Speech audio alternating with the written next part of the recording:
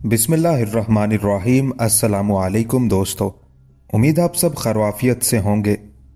अगरचे महाबत खान जैसा लायक सिपह सालार भी नूरजहां की ज्यादतियों का शिकार रह चुका था, लेकिन शाहजहां की बगावत को कुचलने के लिए नूरजहां ने सियासत से काम लिया और महाबत खान को भी अपना हमनवा बना लिया। अब सूरत हाल ये थी कि ज्यादातर उमरा नूरजहां के परचम तले जमा हो चुके थे। सिर्फ खाने खाना शाहजहां का साथ दे रहा था। शाहजहां ने आगे बढ़कर वो खजाना लूट लिया जो कंधार की मुहिम के लिए मखसूस किया गया था। अब उसकी नजर किले के शाही खजाने पर थी, मगर शाहजहां को अपने मंसूबे में कामयाबी हासिल ना हो सकी। उसने बड़ी आसानी के साथ आगरा शहर को लूट लिया क्योंकि उसकी कोई फसील नहीं थी। उसके बाद शाहजहां शाही फौजों से मुकाबला करने के लिए शुमाल की तरफ रवाना हुआ। यहां अब्दुल्ला खान और शाहजहां के दरमियान घमसान का रन पड़ा। किस्मत अभी तक शाहजहां का साथ दे रही थी। उसने अब्दुल्ला खान को शिकस्त फाश दी। शाहजहां का ख्याल था कि वो बहुत जल्द मजीद कामयाबियां हासिल कर लेगा, मगर अब उसकी गर्दिश का जमाना करीब आ चुका था। मार्च 1623 ईस्वी में शाहजहां को बलोचपुर के मकाम पर शिकस्त हुई। उस मार्के में शिकस्त के साथ साथ शाहजहां को अपने लायक तरीन सिपह सालार राजा बिक्रमाजीत से भी हाथ धोना पड़ा। राजा बिक्रमाजीत वही जांबाज था जिसने कांगड़ा जैसे नाकाबिले तस्खीर इलाके पर मुगल फौज का परचम लहराया था। शाही फौजों ने राजा बिक्रमाजीत का सर काटकर जहांगीर की खिदमत में भेज दिया। उस शिकस्त के बाद शाहजहां की मंसूबाबंदियों का शिराजा बिखर गया और उसे पसपा होकर मांडू की तरफ जाना पड़ा। इस दौरान शाहजहां का दूसरा भाई शहजादा परवेज भी मांडू पहुंच गया। उसका भतीजा दावर बख्श अहमदाबाद की तरफ बढ़ा जो गुजरात का दारुल हुकूमत था। उस सूरत हाल के पेश नजर जहांगीर ने अजमेर का इरादा किया ताकि वहां से बराह रास्त जंग की निगरानी कर सके। शदीद बारिशों के सबब जंग में बहुत दुश्वारियां पेश आ रही थी। उस मौके पर शाहजहां ने मरहट्टा सवारों के दस्ते को बरूए कार लाने की कोशिश की, क्योंकि महाबत खान ने उसका राब्ता ही खत्म कर दिया था। बदकिस्मती से कालिया दिहा के करीब शाहजहां के कुछ और आला फौजी अफसर उसका साथ छोड़ गए। यह एक बड़ा बहरान था। मजबूरन शाहजहां को दरियाए नर्मदा के पार जनूब की तरफ पलटना पड़ा। इस दौरान शाहजहां ने मलिक अंबर हबशी से मदद चाही, मगर उसने साफ इनकार कर दिया। उस वक्त दरिया में जबरदस्त तुगयानी आई हुई थी। शाहजहां के लिए इसके सिवा कोई चारा ना था कि वो आगे ही बढ़ता चला जाए। रास्ते में ठहरना या पीछे हटना अपने आप को हलाकत में डालने के मुतरादिफ था। मजबूरन शाहजहां को खौफनाक सैलाब की हालत में दरिया अबूर करके गोलकोंडा में पनाह लेना पड़ी। यहां भी किस्मत ने शाहजहां का साथ नहीं दिया। गोलकोंडा के हाकिम ने शाहजहां को मदद देने से इनकार कर दिया और बड़े तल्ख अल्फाज में कहा, शहजादे, मैं गोलकोंडा की हदूद में एक लम्हे के लिए भी आपकी मौजूदगी बर्दाश्त नहीं करता। आप यहां से बिला ताखिर चले जाइए। शाहजहां इंतहाई मायूसी के आलम में तेलंगाना की तरफ बढ़ा। फिर वो तेलंगाना से होता हुआ उड़ीसा पहुंचा। उड़ीसा भी मुगल सूबा था। उस मौके से शाहजहां ने भरपूर फायदा उठाया। उसने बिहार और बंगाल के बहुत से इलाकों पर कब्जा करने के बाद आलाहाबाद और ओद को अपने ज़ेर असर लाने की कोशिशें शुरू कर दी, लेकिन उसे शाही तोपखाने की शदीद मुजाहमत का सामना करना पड़ा। एक बार फिर शाहजहां को चारों तरफ से मायूसियों ने घेर लिया था। उस महाज पर नाकाम होने के बाद वो रोहतास की तरफ बढ़ा। मेवाड़ का कंवर भीम सिंह शाहजहां का इत्तेहादी था। भीम सिंह ने मुगल शहजादे का साथ देते हुए पटना में दाखिल होकर आसानी के साथ बिहार पर कब्जा कर लिया। उज्जैन के राजपूतों ने शाहजहां की आनत कबूल करते हुए रोहतास का किला उसके हवाले कर दिया। दूसरी तरफ अब्दुल्ला खान ने अलाहाबाद का मुहासरा कर लिया और शाहजहां बनारस में दाखिल होकर दरियाए गंगा को अबूर कर गया। उस वक्त तक शहजादा परवेज और महाबत खान दक्कन में अमन कायम करने के बाद दोआबा तक पहुंच गए थे। शाही फौजों और बागी लश्करों के दरमियान अलाहाबाद के एक मौजा दमदमा के करीब एक बार फिर खूनरेज मार्का हुआ। 1624 ईस्वी का यह मार्का बागियों के लिए मुकम्मल शिकस्त का पैगाम लेकर आया। उस मौके पर किस्मत भी शाही अफवाज का साथ दे रही थी। जंग का पासा शाहजहां के हक में पलट चुका था, मगर इस दौरान एक जख्मी हाथी ने उसकी फौज को इंतशार में मुब्तला कर दिया। शाही फौज ने उस सूरत हाल से फायदा उठाते हुए अपनी शिकस्त को फतह में तब्दील कर दिया। उस खूनरेज जंग में शाहजहां का एक वफादार साथी भीम सिंह भी मारा गया। शाहजहां बड़ी बेजिगरी से मुकाबला कर रहा था, मगर जख्मी हाथी की वजह से भगदड़ मच जाने के सबब सारी सफ़ें दरहम बरहम हो गई। इस कदर संगीन और नाजुक लम्हात में शाहजहां के दो अफसरों ने बड़ी हाजिर दिमागी का सबूत देते हुए मुगल शहजादे के घोड़े की लगाम पकड़ी और उसे मैदान जंग से निकाल कर ले गए। अब शाहजहां बहुत शिकस्ता हो गया था। उसने शदीद मायूसी के आलम में बाप को आखिरी खत लिखा। जिले इलाही को नसीहत करना एक फर्जंद के लिए मुनासिब नहीं, मगर क्या करूं कि इस खादिम के सामने कुछ ऐसी ही मजबूरी आ पड़ी है। ये बात हर आकिलो दानिशमंद पर वाज़ेह है कि खुद गरजी और हसद के जज्बात अफलातून जैसे शख्स को भी उसके मर्तबे से गिरा देते हैं। फिर जिंदगी के नाहमवार रास्तों में एक औरत की क्या हैसियत है। खास तौर पर मुल्क अमूर में औरतों की राय पर अमल करना हिमाकत के सिवा कुछ नहीं।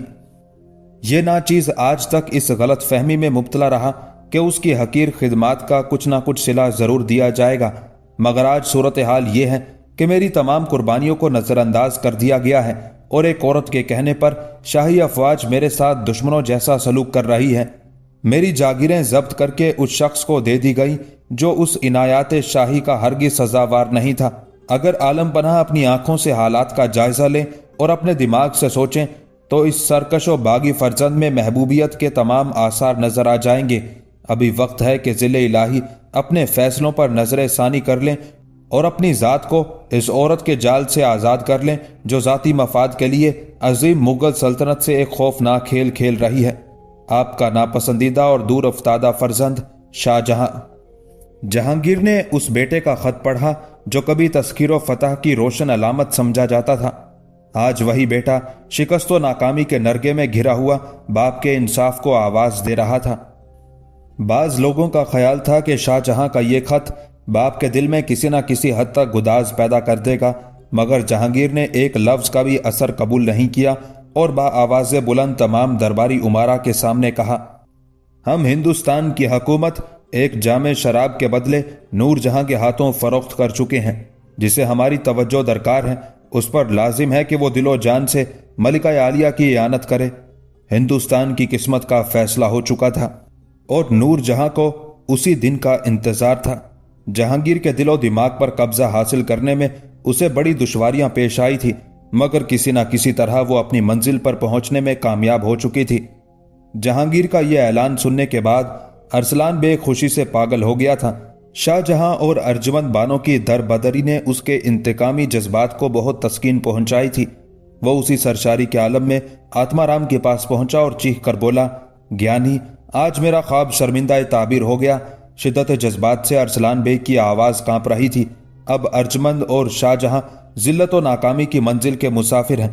शाही भेड़िए उनके ताक़ुब में हैं और वो किसी खरगोश की मानिद इधर उधर जंगलों में छुपते फिर रहे हैं। ये सब मेरे मंत्रों का करिश्मा है अरसलान। आत्माराम भी खुशी से दीवाना हो गया था। मैंने तुझसे बहुत पहले कह दिया था कि हमारे देवता शाहजहां पर अजाब नाजिल करके रहेंगे, और आज वो दिन आ गया। अब भिखारी मुबारक शाह भी उसे तबाही से नहीं बचा सकता। आत्माराम, तेरा ज्ञान क्या कहता है? अरसलान बेग ने पुरजोश लहजे में पूछा। शाहजहां और अर्जुमंद बानों का क्या हशर होगा? आत्माराम कुछ देर तक आंखें बंद किए बैठा रहा। फिर उसने कागज पर आड़ी तिरछी लकीरें खींचते हुए कहा, सितारे कहते हैं कि शाहजहां को बगावत के जुर्म में कत्ल कर दिया जाएगा या फिर वो किसी मैदान में लड़ता हुआ मारा जाएगा। बस तारीख कैद ही उसका मुकद्दर है। अब उसे मुकम्मल बर्बादी से कोई नहीं बचा सकता। ये पेशगोई सुनकर अरसलान बेग झूमने लगा और अर्जुमंद बानो बेवा हो जाएगी। यकीनन, आत्माराम ने ऊंची आवाज में कहा, आकाश पर यही लिखा है। फिर मैं अर्जुमंद बानो को दूसरी शादी के लिए मजबूर कर दूंगा। अरसलान बेग अपने होशो हवास में नहीं था। मलिका आलिया उसे मेरे हवाले कर देंगी और फिर मैं अर्जुमंद बानो को बताऊंगा कि इस जंग में कौन जीता। अरसलान, अब तेरे लिए फतह ही फतह है। आत्माराम की शोबदाबाजियां अपने अरूज पर थी। अनकरीब तुझे और भी कामयाबियां हासिल होंगी, मगर तेरे रास्ते की सबसे बड़ी रुकावट मुबारक शाह है। अगर इस मौके पर इस भिखारी से निजात हासिल कर ली जाए तो किस्मत की देवी नए अंदाज से तुझ पर मेहरबान हो जाएगी। मुबारक शाह का नाम सुनकर अरसलान के जहन में कई मनाजिर उभर आए। वो बहुत देर तक खामोश बैठा कुछ सोचता रहा और फिर हजियानी अंदाज में बोला, हाँ ज्ञानी, अब इस भिखारी का वक्त भी पूरा हो चुका है। मलिका आलिया को भी इससे अपनी तौहीन का इंतकाम लेना है। यह कहकर अरसलान बेग आत्माराम की झोंपड़ी से निकला और शाही महल की तरफ रवाना हो गया। उस वक्त नूर जहां अपनी फतह का जश्न मना रही थी कि अरसलान बेग ने शर्फे बारियाबी की इजाजत चाही। नूर जहां ने फौरन ही अरसलान बेग को खलवत में बुला लिया। अरसलान बेग ने कमरे में दाखिल होते ही नूरजहां को एक तवील सजदा किया और फिर सर उठाकर बोला, मलिका आलिया को यह अजीमुशान फतह मुबारक हो। सारे हिंदुस्तान की पेशानियां आपको सजदा करने के लिए बेकरार हैं। मैंने रस्म सजदा की इब्तदा कर दी है। आप दूसरे अहले दरबार को भी इस अमर के लिए मजबूर करें। अरसलान के सजदा रेज होते ही नूरजहां ने एक अजीब सी आसूदगी का एहसास किया था और उसके सीने में भी ये ख्वाहिश करवटें लेने लगी थी कि जिस तरह दरबारी उमरा शहंशाह को सजदा करते हैं, उसी तरह वो लोग उसके सामने भी अपने उठे हुए सर झुका दें। फिर जब अरसलान ने उस तरफ इशारा किया तो नूरजहां की तमन्नाओं की लय तेज तर हो गई। हमने तेरा सजदा कबूल किया अरसलान, मगर अभी वो वक्त नहीं आया है कि मुगल उमरा हमारे सामने अपनी पेशानियां जमीन पर रख दें। नूरजहां के लहजे में बड़ी खलिश थी। जज्बाती होने के बावजूद अभी उसके दिल पर दिमाग की हुक्मरानी थी। हमारा ये हुक्म मुगल उमरा को मुश्तइल कर देगा। मुगल फना हो चुके हैं मलिका आलिया।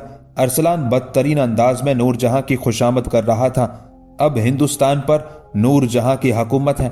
मलिका आलिया की जबान से अदा होने वाला एक एक लफ्ज इस मुल्क का कानून है। नहीं अरसलान, अभी वो वक्त नहीं आया है। बेजा तारीफ और खुशामद के दरमियान घिरे होने के बावजूद अभी तक नूरजहां का दिमाग जाग रहा था। ये कौम सजदे की आदी हो चुकी है मलिका आलिया। अरसलान बेग ने चर्ब जबानी से काम लेते हुए कहा, बस यहां एक शख्स ऐसा है जो आपके हुक्म की तामील नहीं करेगा। कौन? नूरजहां ने चौंक कर कहा, वही भिखारी मुबारक शाह। कलंदर के लिए अरसलान का लहजा बहुत तहकीर आमेज था। मेरे ख्याल में यही मुनासिब वक्त है कि आप इस बागी से निजात हासिल कर सकती हैं। वो किस तरह? नूरजहां ने पूछा। मुबारक शाह खुदावंद का बागी है, अरसलान बेग ने कहा। उसे तशद्दुद के जरिए मजबूर किया जा सकता है कि वो खुदावंद को सजदा करे। अगर एक बार उसका सर झुक गया तो मुगल उमरा भी अपने माथे जमीन पर रख देंगे। मुबारक शाह की इस बागियाना रविश ने बहुत से लोगों के जहनों में अंदेशे पैदा कर दिए हैं। अब आम दरबारी शहंशाह के आगे सर तो झुकाते हैं, मगर उनके चेहरों पर अकीदत का रंग नहीं होता। मुबारक शाह ने एक बुरी रस्म की बुनियाद डाली है। अगर उस रस्म को उसी नुक्ते पर खत्म नहीं किया गया तो आगे चलकर उसके बुरे नताइज बरामद होंगे। नूरजहां पहले ही मुबारक शाह से नफरत करती थी। अरसलान बेग की बातों ने मजीद आग लगा दी। अंजामे कार मुबारक शाह को गिरफ्तार करके जिंदान में डाल दिया गया। फिर मलिका नूरजहां ने मुबारक शाह के सामने अपना मुतालबा पेश किया। अरसलान बेग जिंदान में कलंदर से गुफ्तगू करने गया था। अगर तू शहंशाह को एक बार सजदा कर ले तो कैदोबंद की ये जिंदगी एक लम्हे में खत्म की जा सकती है और तेरी तमाम महरूमियों को आसूदगी में तब्दील किया जा सकता है। नूरजहां ने भी अल्फाज बदलकर कलंदर को यही पेशकश की थी जो एक बार पहले शहंशाह जहांगीर कर चुका था। मैंने कभी ना आसूदगी की जिंदगी बसर नहीं की, मुबारक शाह ने इंतहाई मुतमईन लहजे में अरसलान बेग को जवाब देते हुए कहा। मलिका नूरजहां की यह पेशकश किसी गदागर या दुनिया के किसी कुत्ते के लिए है। मैं ना कोई गदागर हूं और ना दुनिया का कुत्ता। कलंदर के उस जारहाना जवाब पर अरसलान बेग चरागपा हो गया। अब तुझे इस अजाब से कोई नहीं बचा सकता। तूने मेरी बहुत दिल आजारियां की हैं। मैं तुझसे एक एक बात का हिसाब तलब करूंगा। तू जिसे अजाब कहता है, मैं उसे अपनी जिंदगी की सबसे बड़ी राहत समझता हूं।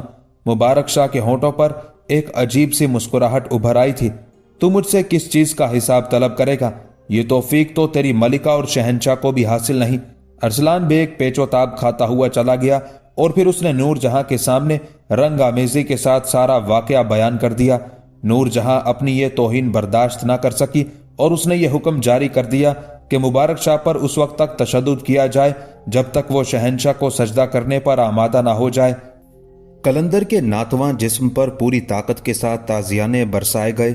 चंद लम्हों की बात थी, मुबारक शाह के जिस्म से खून का फवारा जारी हो गया। वो तकलीफ की शिद्दत से तड़पा तो जिंदान के फर्श का एक हिस्सा कलंदर के खून से लाला रंग हो गया। खून की कुछ छींटें दीवारों पर भी गई। जुल्म के नुमाइंदे जबरो सितम की नई तारीख लिख रहे थे। उसके जवाब में मुबारक शाह सब्र जब्त की दास्तान तहरीर कर रहा था। ऐसी दास्तान जिसका एक एक हर्फ कलंदर के खून में डूबा हुआ था। यहां तक के ताजियाने बरसाने वालों के बाजू उछल हो गए, मगर कलंदर को शहंशाह को सजदा करने पर आमादा ना कर सके। उसकी जबान से बार बार यही अल्फाज अदा हो रहे थे, मैं तो एक को सजदा कर चुका, फिर ये दूसरा कौन है? मैं उसे तस्लीम नहीं करता। मैंने सिर्फ एक की खुदाई का इकरार किया है। तुम लोग दरमियान में दूसरों को क्यों लाते हो? मैं अपनी जान से गुजर जाऊंगा मगर दूसरों के आगे सर नहीं झुकाऊंगा। ये कहते कहते कलंदर बेहोश हो जाता और जब उसे होश आता तो दोबारा ताजियाने बरसने लगते। कई माह तक यह अमल जारी रहा। मुबारक शाह का पूरा जिस्म जख्मों से भर गया था मगर उसने अपनी रविश नहीं बदली। जब भी होश में आता सिपाहियों को मुखातिब करके कहता, अपने शहंशाह और मलिका से कहो कि वो अपनी ताकत एक कमजोर इंसान पर जाया ना करें। उन हादसात पर नजर रखें जो उनके ताकुब में मुसलसल आगे बढ़ रहे हैं। अगर एक मुबारक शाह कत्ल हो गया तो खुदा के निजाम में कोई फर्क नहीं पड़ेगा, कोई दूसरा मुबारक शाह आ जाएगा। कितने मुबारक शाह कत्ल करोगे? कलंदरों का तो एक तवील सिलसिला है, एक के बाद एक आता रहेगा। मगर जहांगीर और नूरजहां दोबारा नहीं आएंगे। जुल्म की चंद काली रातें रह गई हैं जो अनकरीब गुजर जाएंगी। इससे पहले कि मौत के दराज हाथ उन दोनों के जिस्मों को छू लें, उन्हें मेरा पैगाम पहुंचा दो कि वो अपने गुनाहों से ताइब हो जाएं। अगर ये वक्त गुजर गया तो फिर तौबा की भी मोहलत नहीं मिलेगी। मैं अब भी अपने जख्मों को फरामोश करने के लिए तैयार हूं, लेकिन उन्हें चाहिए कि वो शाहजहां की इज़ार रसानी से हाथ उठा लें। शाहजहां इस जमीन पर तन्हा नहीं है। अगर सारा हिंदुस्तान भी मुखालिफ हो जाए तो उसका कुछ नहीं बिगड़ेगा। वो मेरा शहंशाह है। मेरी आंखें उसके खुर्शीदे इक्तदार को तलू होते देख रही हैं। जुल्म की स्याह रात सिसक सिसक कर दम तोड़ रही है। वो देखो, शब के पसे मंजर से रोशनी की मध्यम किरणें फूट रही हैं। कल यही किरणें दहकता हुआ अंगारा बन जाएंगी। मैं तुम सबको खबरदार करता हूं कि अपने अपने पैराहन बचा लो, वरना इंकलाब की आग तुम्हारे जिस्मों को जलाकर राख कर देगी। सिपाही घूर कर उस तरफ देखने लगते जिधर मुबारक शाह इशारा करता, मगर वहां उन्हें जिंदान के अंधेरों के सिवा कुछ नजर नहीं आता। फिर जब सिपाहियों ने कलंदर का यह पैगाम मलिका नूरजहां तक पहुंचाया तो वो कुछ देर के लिए खौफजदा हो गई। शाहजहां के इक्तदार में आ जाने की पेशगोई बड़ी खौफनाक थी। नूरजहां ने अपनी समातें बंद कर ली और हजियानी अंदाज में चीखने लगी। मुबारक शाह झूठ बोलता है। जख्मों की कसरत और तशद्दुद की ज्यादती ने उसके होशो हवास छीन लिए हैं। वो अपना जहनी तवाजुन खो बैठा है और आलम वहशत में बेरब्त बातें कह रहा है। अब शाहजहां को दुनिया की कोई ताकत अरूज से हमकिनार नहीं कर सकती। अरसलान बेग पर भी मुबारक शाह की बातों की दहशत तारी थी। कलंदर ने जिस तरह यह मुसलसल तशद्दुद बर्दाश्त किया था, अरसलान बेग की नजरों में यह एक अनहोनी और नाकाबिले यकीन बात थी। इस कदर जख्म खाने के बाद अपने इरादे पर कायम रहना एक हैरान कुन अमल था। जब अरसलान बेग की समझ में कुछ नहीं आया तो उसने नूरजहां को मशवरा देते हुए कहा, शाहजहां का यह हिमायती हुकूमत वक्त का सबसे बड़ा बागी है।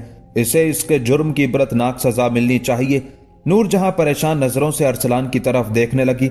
ये मुबारक शाह के कत्ल के लिए बेहतरीन मौसम है। अरसलान ने नूरजहां को कलंदर के खिलाफ उकसाने की कोशिश की।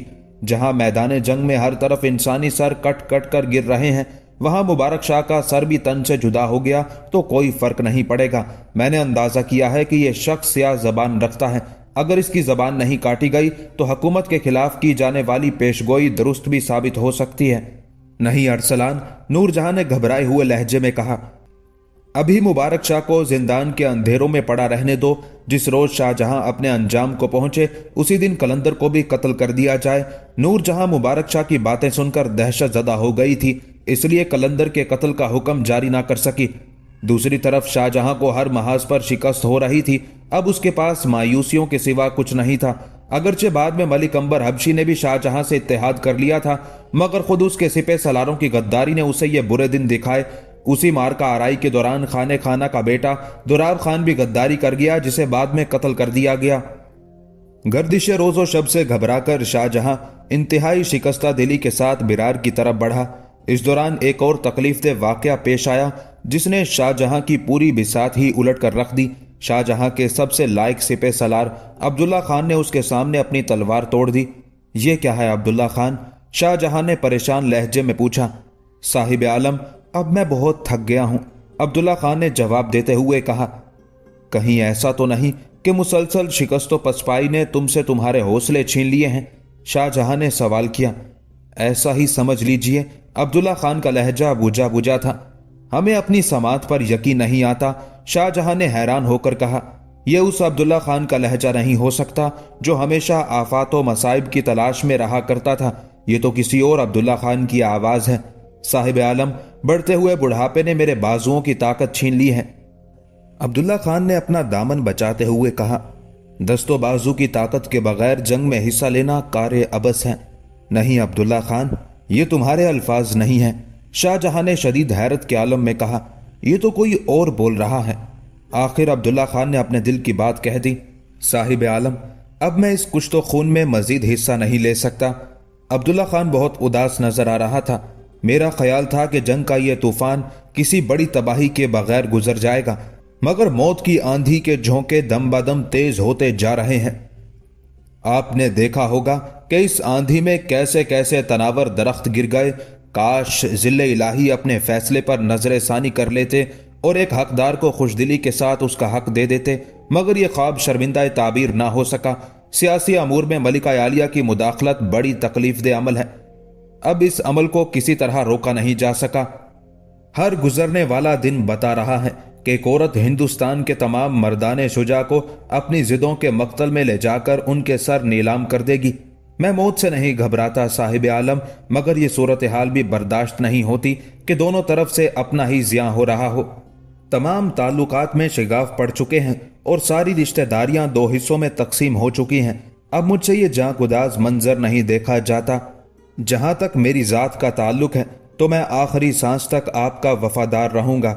मेरी नजर में शहंशाह के बाद ये ममलुकत सिर्फ आपका हक है और मैं उसी हक के हसूल की खातिर लड़ रहा हूं।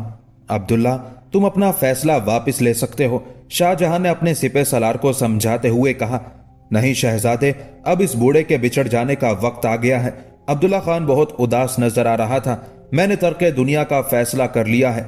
अब मैं इस दरमानदा जिंदगी के बाकी दिन याद इलाही में गुजारना चाहता हूं। खुदा मेरे गुनाहों को माफ फरमाए। अब्दुल्ला खान के उस फैसले के बाद शाहजहां आजमाइशों के मैदान में तन्हा रह गया। अब इसके सिवा कोई चारा ना था कि वो बाप से माफी मांग ले। शाहजहां ने जहांगीर को खत भेजा जिसमें लिखा गया कि वो अपने साबिका तर्ज अमल पर नादिम और शर्मसार हैं। शाहजहां के उस खत ने दारुल हुकूमत में हलचल सी मचा दी। शहजादे के दुश्मनों ने अपनी फतह का जश्न मनाया। नूरजहां को जमाना साज उमरा ने मुबारकबादें पेश की। उन खुशामदियों की कतार में अरसलान बेग सबसे आगे था। उसने नूरजहां को मशवरा देते हुए कहा, मलिका आलिया, शहनशाह से कहिए कि वो शाहजहां को आगरा तलब कर लें और फिर उसे किले में नजरबंद कर दिया जाए। यह बाप और बेटे का नाजुक मामला है। किसी भी वक्त शहनशाह के दिल में शाहजहां की तरफ से नरम गोशे पैदा हो सकते हैं। इससे पहले कि शफकत पिदरी के दरिया में तुगयानी आए, शाहजहां से हमेशा के लिए पीछा छुड़ा लिया जाए। अरसलान बेग नूरजहां को शाहजहां के कत्ल का मशवरा दे रहा था। नूरजहां ने अरसलान बेग की बातें बहुत गौर से सुनी। अगर उसकी जगह कोई जज्बाती औरत होती तो आंखें बंद करके उसके मशवरे पर अमल कर डालती, मगर नूरजहां एक दूरअंदेश और ज़हीन औरत थी। उसने मुगल शहजादे की गिरफ्तारी के बजाय सिर्फ शाहजहां की माफी पर कनात की। फिल वक्त उसके लिए यही कामयाबी काफी थी कि शाहजहां को मुकम्मल तौर पर शिकस्त हो चुकी है। नूरजहां ने जहांगीर को मशवरा देते हुए कहा, जिले इलाही, शहजादा अपनी हरकत पर नादिम है। आप वसीउल कल्बी से काम लेते हुए शाहजहां को माफ फरमा दें, मगर उसके साथ ही शहजादे से इस बात की जमानत भी ले लें कि आइंदा उसकी तरफ से कोई बागियाना इकदाम नहीं किया जाएगा। हमारी समझ में नहीं आता कि यह जमानत किस तरह फराहम की जाए। जहांगीर अपनी रोज बरोज गिरती हुई सेहत की वजह से जहनी तौर पर मुंतशिर रहने लगा था और उसकी कुव्वत फैसला जवाब देती जा रही थी। शाहजहां को लिख दीजिए कि वो अपने दो बेटे बतौर जमानत शहनशाह के हजूर भेज दे। नूरजहां ने बड़ी होशियारी के साथ अपने शोहर को नई राह दिखाई और उसके साथ ही शाहजहां को तनबीह करते हुए यह भी लिख दीजिए कि अगर फिर कभी उसकी नीयत में कोई खलल वाक़ हुआ तो दोनों शहजादों की जिंदगी को शदीद खतरा लाहक हो सकता है। नूरजहां ने बड़ी जिहानत से अपना मंसूबा पेश किया था। जहांगीर ने हैरत और मुसरत के साथ अपनी होशमंद बीवी की तरफ देखा। नूरजहां, अगर इस थकी हुई जिंदगी के सफर में तुम हमारे दोष बदोष चलते हुए हमें सहारा ना देती तो हम अब तक लड़खड़ाकर जमीन पर गिर चुके होते। नहीं जिले इलाही, इसकी नौबत कभी नहीं आएगी। मलिका हिंद ने अपनी उस तौबा शिकन मुस्कुराहट के साथ कहा जिसके शहर में जहांगीर बहुत दिनों से गिरफ्तार था। जब तक नूरजहां की आखिरी सांस बाकी है उस वक्त तक वो आपको गिरने नहीं देगी, और खुदा न खास्ता वो मनहूस साथ आ गई तो आप इस कनीज को पहले कुर्बान होते हुए देखेंगे। नूरजहां के अंदाजे दिल रुबाई ने एक बार फिर जहांगीर के दिलो दिमाग को जकड़ लिया था और फिर उसके बाद जहांगीर की तरफ से शाहजहां को लिख दिया गया, माँ बदौलत ने अपने बेमिसाल करम से काम लेते हुए तुम्हारी दरख्वास्त पर गौर किया। तुम्हारे जराइम बहुत ज्यादा थे मगर हमारी शफकत ये गवारा नहीं करती कि तुम्हें अपने हजूर से खाली हाथ लौटा दें। तुम्हारे सारे कसूर माफ करके तुम्हें इस शर्त के साथ अमान दी जा सकती है कि तुम अपने 2 बेटे जमानत के तौर पर दरबार शाही की तरफ रवाना कर दो। ये जमानत महज इसलिए होगी कि तुम आइंदा अहकाम शाही के खिलाफ सरकशी इख्तियार नहीं करोगे। अगर तुम्हारे सीने में हवस इक़्तिदार ने दोबारा सर उठाया तो दोनों शहजादों की जिंदगी को किसी भी किस्म का नुकसान पहुंच सकता है। शाहजहां ने बाप का खत पढ़ा और उसके चेहरे पर मायूसियों का धुआं फैल गया। क्या हुआ साहिब आलम? अर्जुमंद बानो ने शोहर को इस कदर उदास देखकर पूछा। शाहजहां ने जवाब देने की बजाय शहनशाह का खत अर्जुमंद बानो के सामने रख दिया। अर्जुमंद ने हुक्म शाही का बगौर जायजा लिया और फिर निहायत शगुफ्ता लहजे में कहा, आपका मकसद तो पूरा हो चुका, फिर आप इतने शिकस्ता क्यों नजर आ रहे हैं? बेशक शहनशाह ने शफकत और मोहब्बत से काम लिया, मगर मेरे बेटों की जमानत क्यों तलब की गई? शिद्दत जज्बात से शाहजहां की आवाज में इर्तियाश पैदा हो गया था। काश ये शर्त आयद ना की जाती तो मैं समझ लेता कि शहनशाह के दिल में मेरे लिए कोई गुंजाइश बाकी है। इस माफी नामे में बड़ी जारहियत पोशीदा है, जैसे मैं उनका बेटा नहीं, हुकूमत का बदतरीन बागी हूं। जिन शहजादों को बतौर जमानत दरबार में तलब किया जा रहा है वो भी उन्हीं का खून है। आखिर वो मुझे इतना कमजोर क्यों कर देना चाहते हैं? अर्जुमंद बानो शाहजहां के उस सवाल का कोई जवाब ना दे सकी। मेरा ख्याल था कि इस कदर खूनरेजी के बाद शहनशाह एक औरत के तिलिस्म से आजाद हो चुके होंगे, मगर ऐसा लगता है कि जिले इलाही ने अपने दिमाग से काम लेना छोड़ दिया है। इस माफी नामे की तहरीर से साफ पता चलता है कि वो मुझे मेरा हक देना नहीं चाहते। मेरा नाकारा भाई शहजादा शहरयार ही आजकल उनका मंजूर नजर है, और ये इनकलाब यूं ही नहीं आया है। शहजादा शहरयार मलिका हिंद का दामाद भी है। शहनशाह ने बाकी सारे रिश्ते फरामोश कर दिए हैं और अब यही एक रिश्ता मोतबर ठहरा है। जाने दीजिए साहिब आलम, किस्मत में यही लिखा था। अर्जुमंद बानो ने शिकस्ता दिल शोहर को तसल्ली देते हुए कहा, मैं अपनी किस्मत का मातम नहीं कर रहा हूं अर्जुमंद। अचानक शाहजहां के लहजे का वही जलाल लौट आया था। मैंने जो कुछ हासिल किया अपनी सलाहियतों की बुनियाद पर बजोरे बाजू हासिल किया। मुझे उसके छिन जाने का कोई गम नहीं है। मैं शहनशाह का खुशामदी नहीं, एक जांबाज बेटा हूं। मुझे हर वक्त फिरदौसे मकानी शहनशाह ज़हीरुद्दीन बाबर की अजीम विरासत का ख्याल सताता रहता है। ये विरासत सिर्फ एक औरत की वजह से किस तरह बर्बाद हो रही है। मुझे यकीन है कि शहनशाह अभी उस औरत के हल्का असर से नहीं निकले हैं, जो रिश्ते के एतबार से मेरी माँ भी है, मगर एक नादान और खुद गरज माँ जो मासूम बच्चों को अपने बाप से जुदा कर रही है। आज मुझे अंदाजा हुआ कि मलिका हिंद इक्तदार की हरीस होने के साथ साथ संगदिल और सफाक भी है। वो शहनशाह को मजबूर कर सकती थी कि माफी नामे में यह शर्त नहीं रखी जाए, मगर उन्होंने ऐसा नहीं किया। वो मेरे पैरों में बेड़ियां डाल देना चाहती हैं कि मैं अपने बेटों को यरगमाल के तौर पर दरबार शाही में भेज दूं और अपनी मर्जी के मुताबिक जुम्बिश तक ना कर सकूं।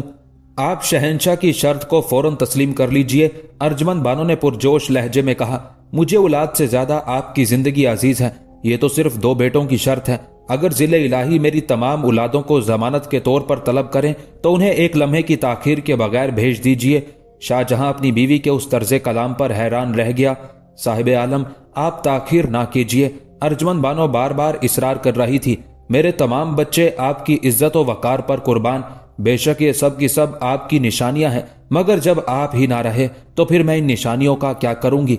उस शिकस्तगी के आलम में बीवी का ये सलूक देखकर शाहजहां आप दीदा हो गया। अर्जुमंद, मैं हमेशा तुम्हारी रफाकत पर नाजा रहा, मगर मुझे इतना अंदाजा नहीं था कि मेरी खातिर तुम अपनी औलाद भी कुर्बान कर दोगी। ये इसार की बड़ी मिसाल है। मैं आखिरी सांस तक तुम्हारा एहसानमंद रहूंगा। तुम उस वक्त मेरा साथ दे रही हो जब सारी दुनिया मेरे खिलाफ हो चुकी है। यह अदना कुर्बानी है साहिब आलम। अर्जुमंद को तो उस वक्त का इंतजार है कि जब ये बेवफा दुनिया उसकी जान का नजराना मांगे। फिर आप देखिएगा कि आपकी अदना कनीज किस तरह अपनी जान से गुजर जाएगी। अर्जुमंद का जज्बा जान निसारी अपने अरूज पर था। एक माँ के लिए सबसे बड़ा इम्तिहान यही है कि वो अपनी औलाद से जुदा हो जाए। शाहजहां ने रिक्कत आमेज लहजे में कहा, मेरी दुआ है कि खुदा अब तुम्हें किसी मजीद आजमाइश में ना डाले। वो मंजर बड़ा जांगुदाज था जब शाहजहां के 2 बेटे शहजादा दारा शिकोह और शहजादा औरंगजेब शाही फौजियों की निगरानी में दारुल हुकूमत आगरा की तरफ जा रहे थे। उस वक्त दारा शिकोह की उम्र 10 साल थी और औरंगजेब की उम्र 8 साल।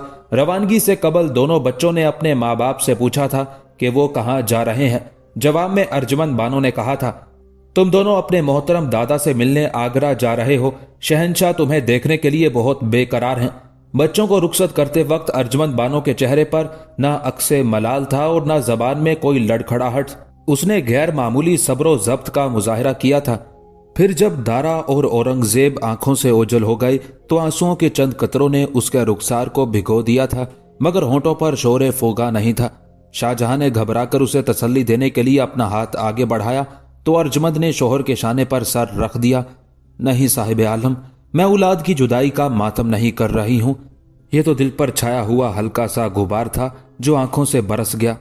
दोनों शहजादों दारा शिकोह और औरंगजेब को शाही किले में देखकर नूरजहां के होंठों की मुस्कुराहट मजीद गहरी हो गई। अब उसके तसव्वुर में नई फतुहात के नए रंग उभर रहे थे। जहांगीर ने बुझे हुए चेहरे के साथ अपने दोनों पोतों को देखा। बढ़ती हुई बीमारी के सबब वो बहुत ज्यादा थका हुआ नजर आ रहा था। उस मौके पर सबसे ज्यादा खुशी का मुजाहरा अरसलान बेग ने किया था। ऐसा लगता था जैसे वो खुद फातेह हो और शाहजहां मफ्तूह।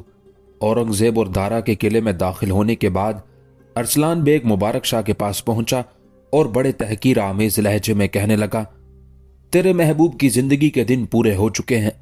अब शाहजहां के पास जिल्लत और रुसवाई के सिवा कुछ नहीं। उसने भिखारियों की तरह बाप से माफी मांगी है और अपने दोनों बच्चों को बतौर जमानत शाही महल में दाखिल कर दिया है। वो तंतना, वो गरूर सब खाक में मिल गया। तेरी दुआएं भी कुछ काम नहीं आई।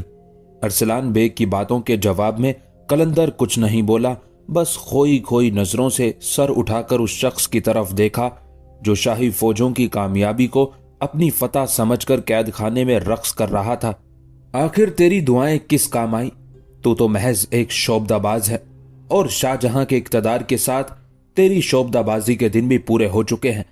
कुछ लम्हों की बात है, फिर ना तू रहेगा और ना तेरी कलंदरी। कलंदर बदस्तूर खामोश बैठा रहा। अरसलान बेग अपने दिल का गुबार निकालकर ज्ञानी आत्माराम के पास चला गया और उसे दोनों शहजादों के यरगमाल बनने की खुशखबरी सुनाई। आत्माराम ने बड़ी अय्यारी के साथ आसमान की तरफ देखा और एक लंबी सांस खींची। प्रभु, तेरी अजीब लीला है।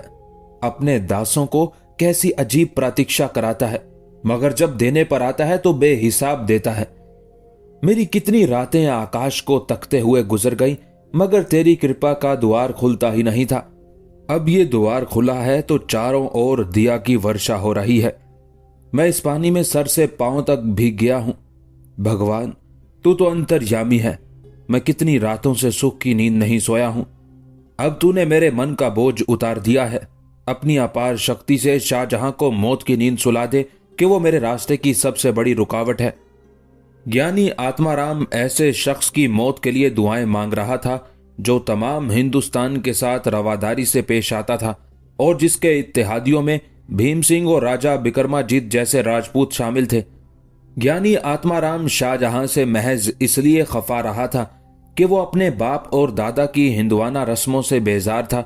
इसी बिना पर आत्माराम ने यह मफरूजा कायम कर लिया था कि शाहजहां का दौरे इक्तदार हिंदुओं के लिए तबाहकुन साबित होगा, वरना हकीकत ये थी कि शाहजहां एक आला ज़र्फ मुसलमान था।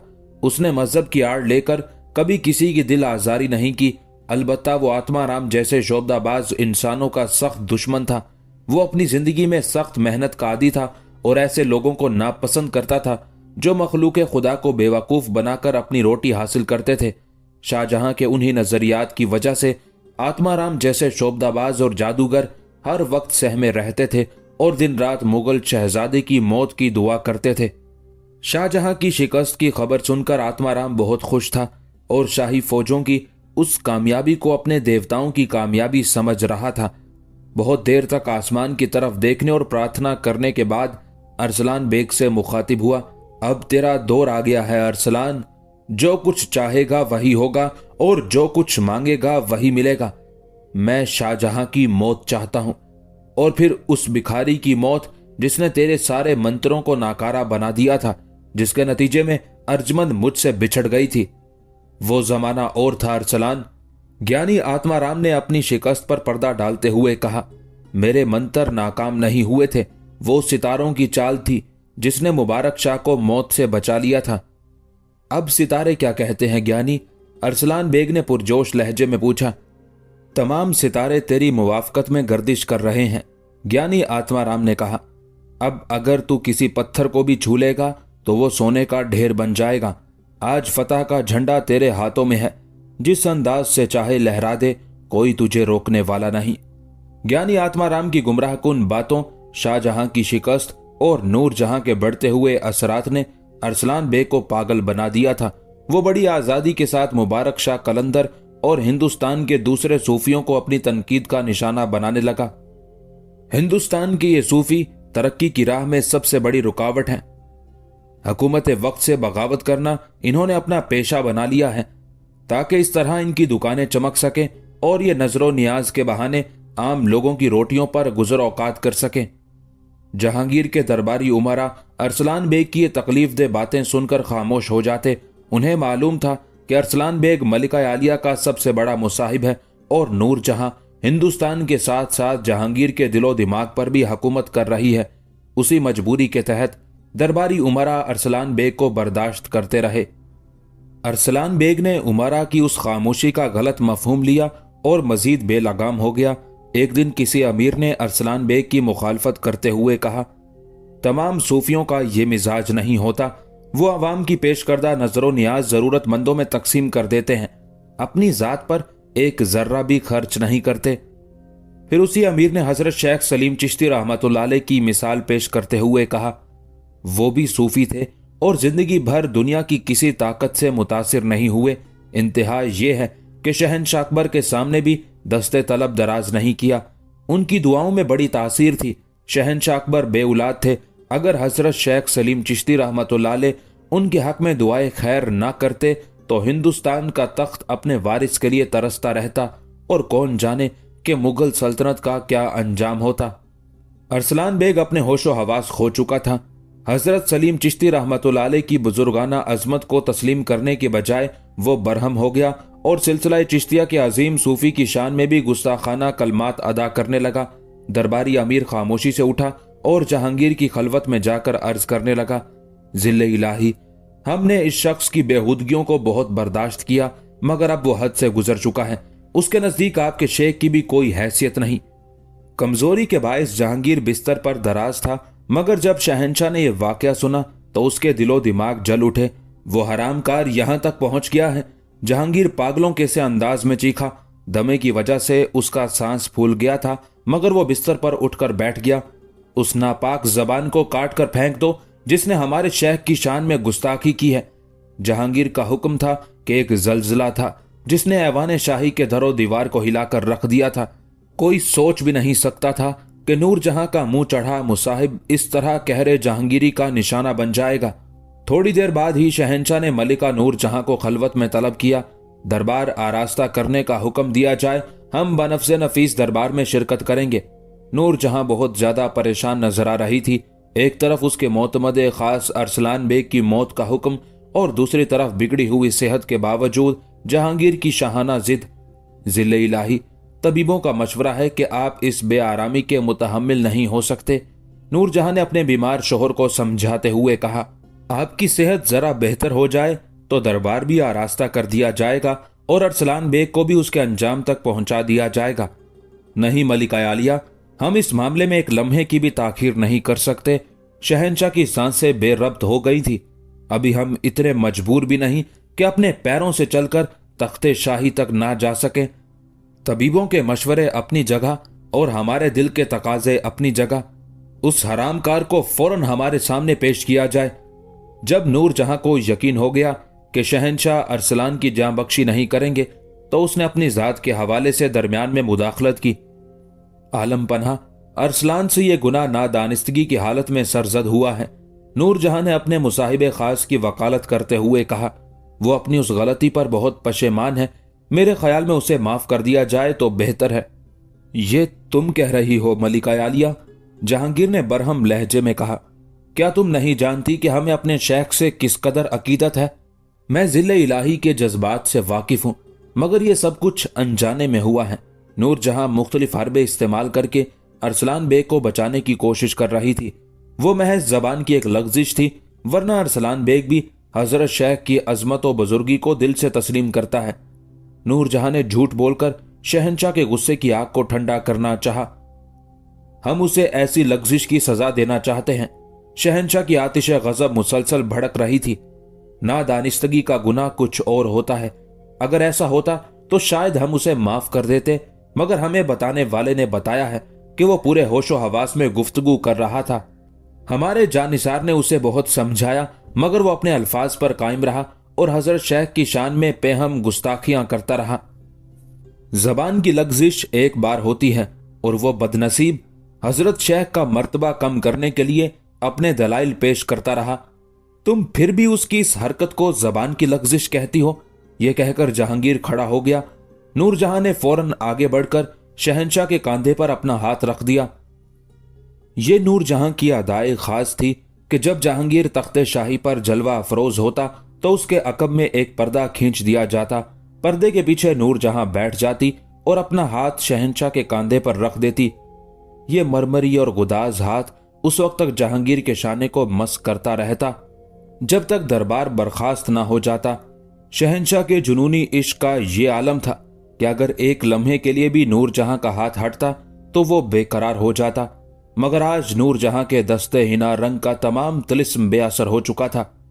जहांगीर की सांस फूल चुकी थी, लेकिन वो फिर भी आहिस्ता आहिस्ता आगे बढ़ता रहा। नूरजहां की यह तदबीर रायगा गई तो उसने वाज़े अल्फाज में शहंशाह से दरख्वास्त करते हुए कहा, ज़िले इलाही, मेरी खातिर अरसलान बे को माफ कर दीजिए। जहांगीर आगे बढ़ते बढ़ते ठहर गया और अजीब सी नजरों से मलिका हिंद की तरफ देखने लगा। ये तुम कह रही हो नूरजहां? क्या तुम्हें आलम पनाह के जज्बात का कोई एहसास नहीं? नूरजहां गरूर हुस्न में मुब्तला थी, इसलिए उस संगीन सूरत हाल को ना समझ सकी। मैं कहती हूं आलम पनाह कि अरसलान बे को माफ कर दीजिए। बज़ाहिर ये एक दरख्वास्त थी, मगर इसमें महबूबियत का तहक्कुम भी शामिल था। बीवी का यह अंदाज देखकर जहांगीर के चेहरे का रंग बदल गया। मलिका आलिया, हमें अफसोस है कि आप भी हमारे एहसासात से बेखबर रहती हैं। नूरजहां संभल गई।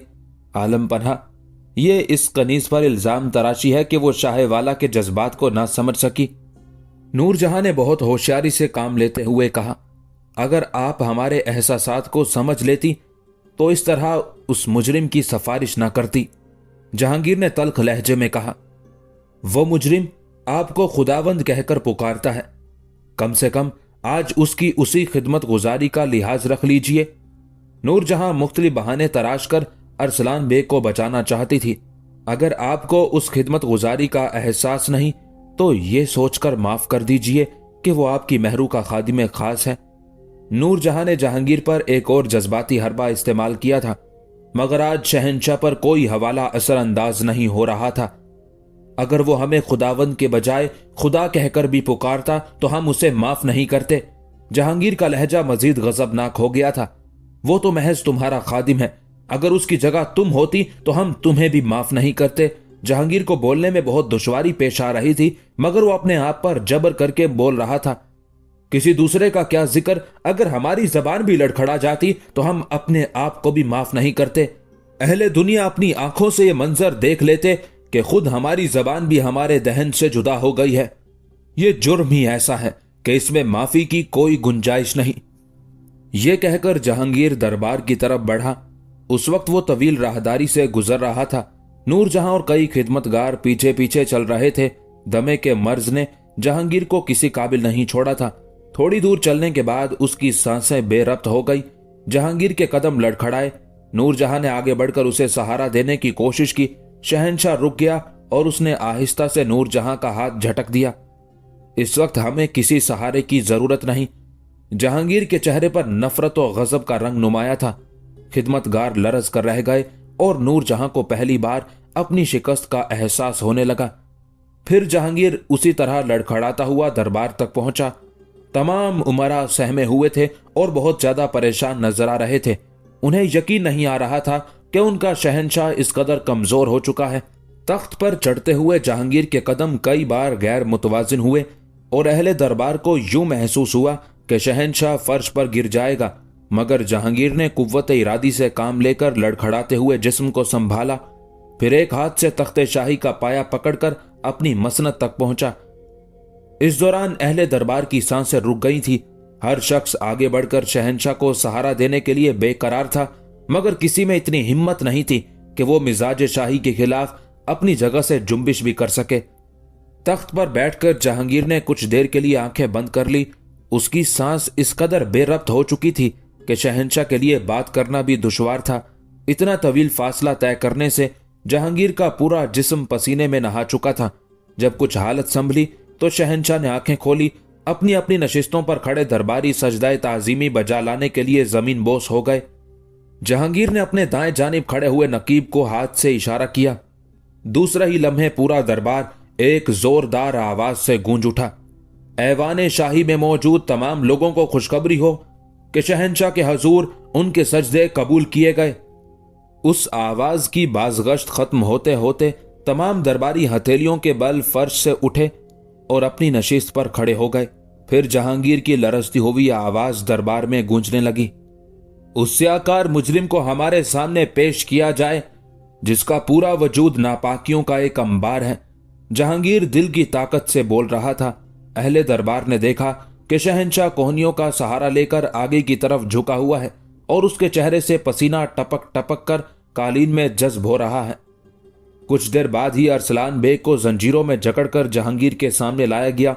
मुजरिम को देखकर जहांगीर इस कदर मुश्ताइल हो गया कि अपने जज्बात पर काबू ना रख सका और कांपते हुए जिस्म के साथ खड़ा हो गया। ना शुक्रगुजार कुत्ते, हम सोच भी नहीं सकते थे कि तू हमारी बख्शी हुई मुराद का इतना नाजायज इस्तेमाल करेगा। अभी जहांगीर के अल्फाज की गूंज खत्म भी नहीं हुई थी कि अरसलान बेग फर्श पर गिर गया और सजदे की हालत में रोते हुए चीखने लगा, खुदावंद रहम, खुदावंद रहम। हमारे रहम के दरवाजे बंद हो चुके। जहांगीर के लहजे से नफरत की आग बरस रही थी। अगर तू हमें दुनिया की बदतरीन गाली भी देता तो शायद हम तुझे माफ कर देते, मगर हजरत शेख की शान में कोई गुस्ताखी बर्दाश्त नहीं कर सकते। मैं हजरत शेख की अजमत और बुजुर्गी को तस्लीम करता हूं। अरसलान बेग घबरा कर खड़ा हो गया और उसने अपने दोनों हाथ इस तरह दराज कर दिए थे जैसे वो शहंशाह से भीख मांग रहा हो। तेरा यह इकरार मौत के खौफ से है। जहांगीर का लहजा मजीद शररबार हो गया था। काश तूने उस वक्त हजरत शेख की बुजुर्गी तस्लीम की होती जब तुझ पर हमारा कहर नाजिल नहीं हुआ था। अब कुछ नहीं हो सकता। तेरी जिंदगी की सांसें शुमार की जा चुकी हैं। हम तुझे ऐसी दर्दनाक सजा देंगे कि आने वाली सदियों के लोग भी उसके तसव्वुर से कांपेंगे। यह कहकर जहांगीर दरबारी उमारा से मुखातिब हुआ, अहले दरबार, तुम गवाह रहना कि हमारा दामने हयात गुनाहों से भरा हुआ है, मगर फिर भी हम अपने शेख की जनाब में किसी की गुस्ताखी बर्दाश्त नहीं कर सकते।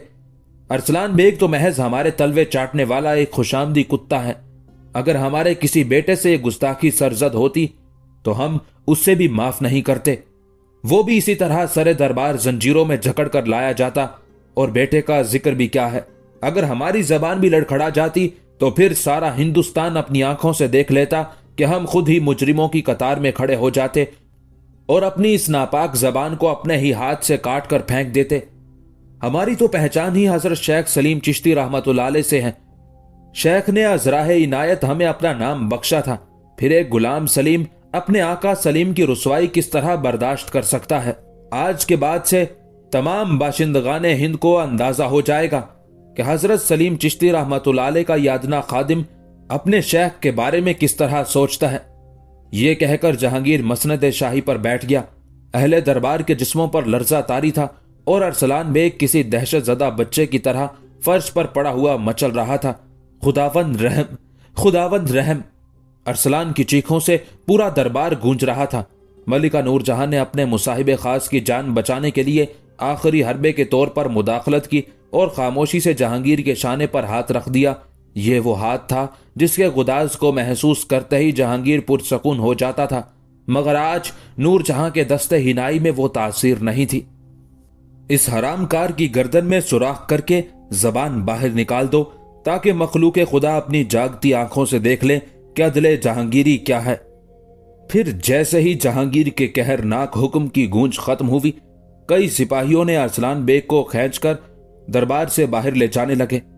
नहीं, शहंशाह की आवाज दोबारा गूंजी। इसे हमारे सामने सजा दो। सिपाहियों ने गर्दनें खम कर दी। जिले इलाही, इसके खून से दरबार का बेशकीमत कालीन दागदार हो जाएगा। बैक वक्त कई सिपाहियों की आवाजें उभरी, कालीन दागदार हो जाने दो, मगर इस तरह हमारे दिल को तो सुकून हासिल हो जाएगा। जहांगीर के होंठों से नफरतों की आग बरस रही थी। उस वक्त हुक्मरान की तरफ से दी जाने वाली सजाओं के मुख्तलिफ अंदाज थे। आमतौर पर बागियों को फांसी की सजा दी जाती थी या फिर उन्हें सरे मक्तल ले जाकर तलवार के एक ही वार से हलाक कर दिया जाता था। मगर उन सबसे दर्दनाक सजा यह थी कि किसी शख्स की जबान गुद्दी से खींचकर बाहर निकाल ली जाए। ऐसी सजा उन लोगों को दी जाती थी जो फरमा रवा की शान में किसी खास गुस्ताखी के मुर्तकिब होते थे। जिंदा इंसान की गर्दन में सुराख करके जबान निकालना एक लर्जा खेज अमल था। जहांगीर ने अरसलान बेग के लिए यही खौफनाक सजा तजवीज की थी। 10-12 सिपाहियों ने अरसलान बेग को इस तरह जकड़ लिया कि वह अपनी जगह से जुम्बिश तक नहीं कर सकता था। बस उसकी दिलदोज चीखें गूंज रही थी, खुदावंद रहम, खुदावंद रहम। फिर ये चीखें भी खत्म हो गई। अरसलान की गर्दन के अकब से खून का फव्वारा जारी था और उसकी जबान बाहर निकाली जा रही थी। उस दर्दनाक मंजर को देखकर अहले दरबार की सांसें रुकी जा रही थी, मगर शहंशाह जहांगीर के चेहरे पर अजीब सी आसूदगी का रंग नुमाया था। पर्दे के पीछे बैठी हुई नूर जहां भी मुसलसल कांप रही थी और दरबार का फर्श उस शख्स के खून से सुर्ख होता जा रहा था जो उस वक्त जहांगीर की नजरों में दुनिया का सबसे बड़ा मुजरिम था। जब अरसलान बेग बेजान हो गया तो जहांगीर ने सिपाहियों को दूसरा हुक्म दिया, इसकी नापाक जबान को हमारे कदमों में डाल दो। एक सिपाही अरसलान की खून आलूद जबान लेकर शहंशाह की तरफ बढ़ा और फिर गोश्त के उस मुख्तसर से टुकड़े को जहांगीर के पैरों के पास रख दिया जिससे इस दुनिया में बड़े हंगामे बर्पा होते हैं। जहांगीर अपनी नशिस्त पर खड़ा हो गया। फिर उसने फतेहपुर सीकरी की तरफ रुख किया जहां हजरत शेख सलीम चिश्ती रहमतुल्लाह अलैह का मज़ार मुबारक रोशन है। शेख, आपका ये गुलाम नूरुद्दीन जहांगीर बहुत गुनहगार है, मगर फिर भी आपसे वालेहाना अकीदत रखता है। बेशक इसके नामाए अमाल में कोई नेकी नहीं, लेकिन वो आपके बदख्वाहों को माफ नहीं कर सकता। अहले दरबार ने देखा कि उस वक्त जहांगीर की आंखों में नमी सी महसूस हो रही थी, जैसे वो हजरत शेख सलीम चिश्ती रहमतुल्लाह अलैह को मुखातिब करके रो रहा हो। फिर यकायक वो पलटा और अरसलान बेग की कटी हुई जबान को देखने लगा। अहले दरबार, तुम इस बात के भी गवाह रहना कि मैंने इस गलीज जबान को अपने कदमों से रौंद डाला है। ये कहकर जहांगीर ने कई बार अपने पैरों से अरसलान बेग की जबान को मसला, फिर उसके बेजान जिस्म की तरफ देखते हुए कहर आलूद लहजे में कहा, हमारा हुक्म है कि इसके लावारिस जिस्म को कब्र की आगोश नहीं मिलनी चाहिए। इसे उठाकर आगरे की घाटियों में फेंक दो और उस वक्त तक बेगौरो कफन पड़ा रहने दो जब तक के जंगली जानवर इसका गोश्त नोच कर ना खा जाए। ये कहते कहते जहांगीर की जबान फूल गई और वह बुरी तरह हाँपने लगा था। जहांगीर कुछ देर के लिए खामोश हो गया और फिर बड़ी मुश्किल से अपनी सांसों पर काबू पाते हुए बोला, हम महसूस कर रहे हैं कि शायद कोई शख्स तरस खाकर हमारे मातूब को कब्र की जगह दे दे। जहांगीर का इशारा मलिका नूर जहां की तरफ था, क्योंकि वही बार बार अरसलान बेग की सिफारिश कर रही थी। लेकिन वाज़ेह रहे कि अगर किसी ने ऐसा किया तो फिर वो खुद भी हमारे कहरो गजब का निशाना बन जाएगा। हम नहीं चाहते कि हमारे शेख की शान में गुस्ताखी करने वाले की लाश को जमीन कबूल करे। फिर अरसलान बेग के बेगौरो कफन जिस्म को आगरे की घाटियों में फेंक दिया गया। जंगली कुत्ते, चील, कव्वे और गिद्ध इंसानी गोश्त की लज्जत से आशना हो रहे थे और कई सिपाही दिन रात जागकर इस बात की निगरानी कर रहे थे कि कहीं कोई शख्स अरसलान की शिकस्ता लाश को उठाकर कब्र के सपुर्द ना कर दे। उस वाक़े के बाद नूरजहां ने कई दिन तक शहंशाह से गुफ्तगू नहीं की। जवाब में जहांगीर ने अपनी महबूब मलका को समझा दिया, हमसे वो चीज तलब ना करो जो हमारे इख्तियार में नहीं। हम तुम्हारे एक इशारे पर अपनी जान लुटा सकते थे, मगर अरसलान बेग को माफ करना हमारे बस में नहीं था। नूरजहां पर यह हकीकत वाज़ेह हो गई थी कि उसका शोहर अपने शेख के सिलसिले में बहुत ज्यादा हसास है। मजबूरन उसे अपनी नाराजगी के उस सिलसिले को खत्म करना पड़ा। अब वो अपने बढ़ते हुए इक्तदार को मुकम्मल तौर पर महफूज करने की तदबीरें सोच रही थी। अरसलान बेग की मौत ने ज्ञानी आत्माराम को सबसे ज्यादा मुतासिर किया था।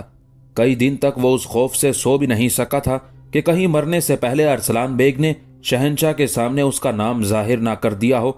इस दौरान हर गुजरते हुए लम्हे के साथ ज्ञानी आत्माराम अपनी मौत का इंतजार करता रहा कि कब सरकारी हरकारे आएं और उसे जंजीरों में जकड़कर शहंशाह के रूबरू ले जाए, मगर जब कई दिन तक ऐसा कोई वाकया पेश नहीं आया तो आत्माराम ने सुकून की सांस ली और अपने देवताओं के चरणों में गेंदे के फूलों के साथ चांदी के सिक्कों की भेंट चढ़ाई। जब यह खबर उड़ते उड़ते शाहजहां को पहुंची तो उसने खालिक हकीकी के सामने सर रख दिया। फिर एक तवील सजदाए शुक्र के बाद वो अपनी बीवी से मुखातिब होते हुए बोला, अर्जुमंद, शाहजहां के सबर ने अरसलान बेग को खा लिया। मैं समझता था कि उसका हिसाब आखिरत में होगा और मैं इंतजार करते करते जिंदगी से गुजर जाऊंगा, मगर खुदाए बेनियाज का शुक्र है कि उसने मेरे सब्र का नतीजा इसी दुनिया में जाहिर कर दिया।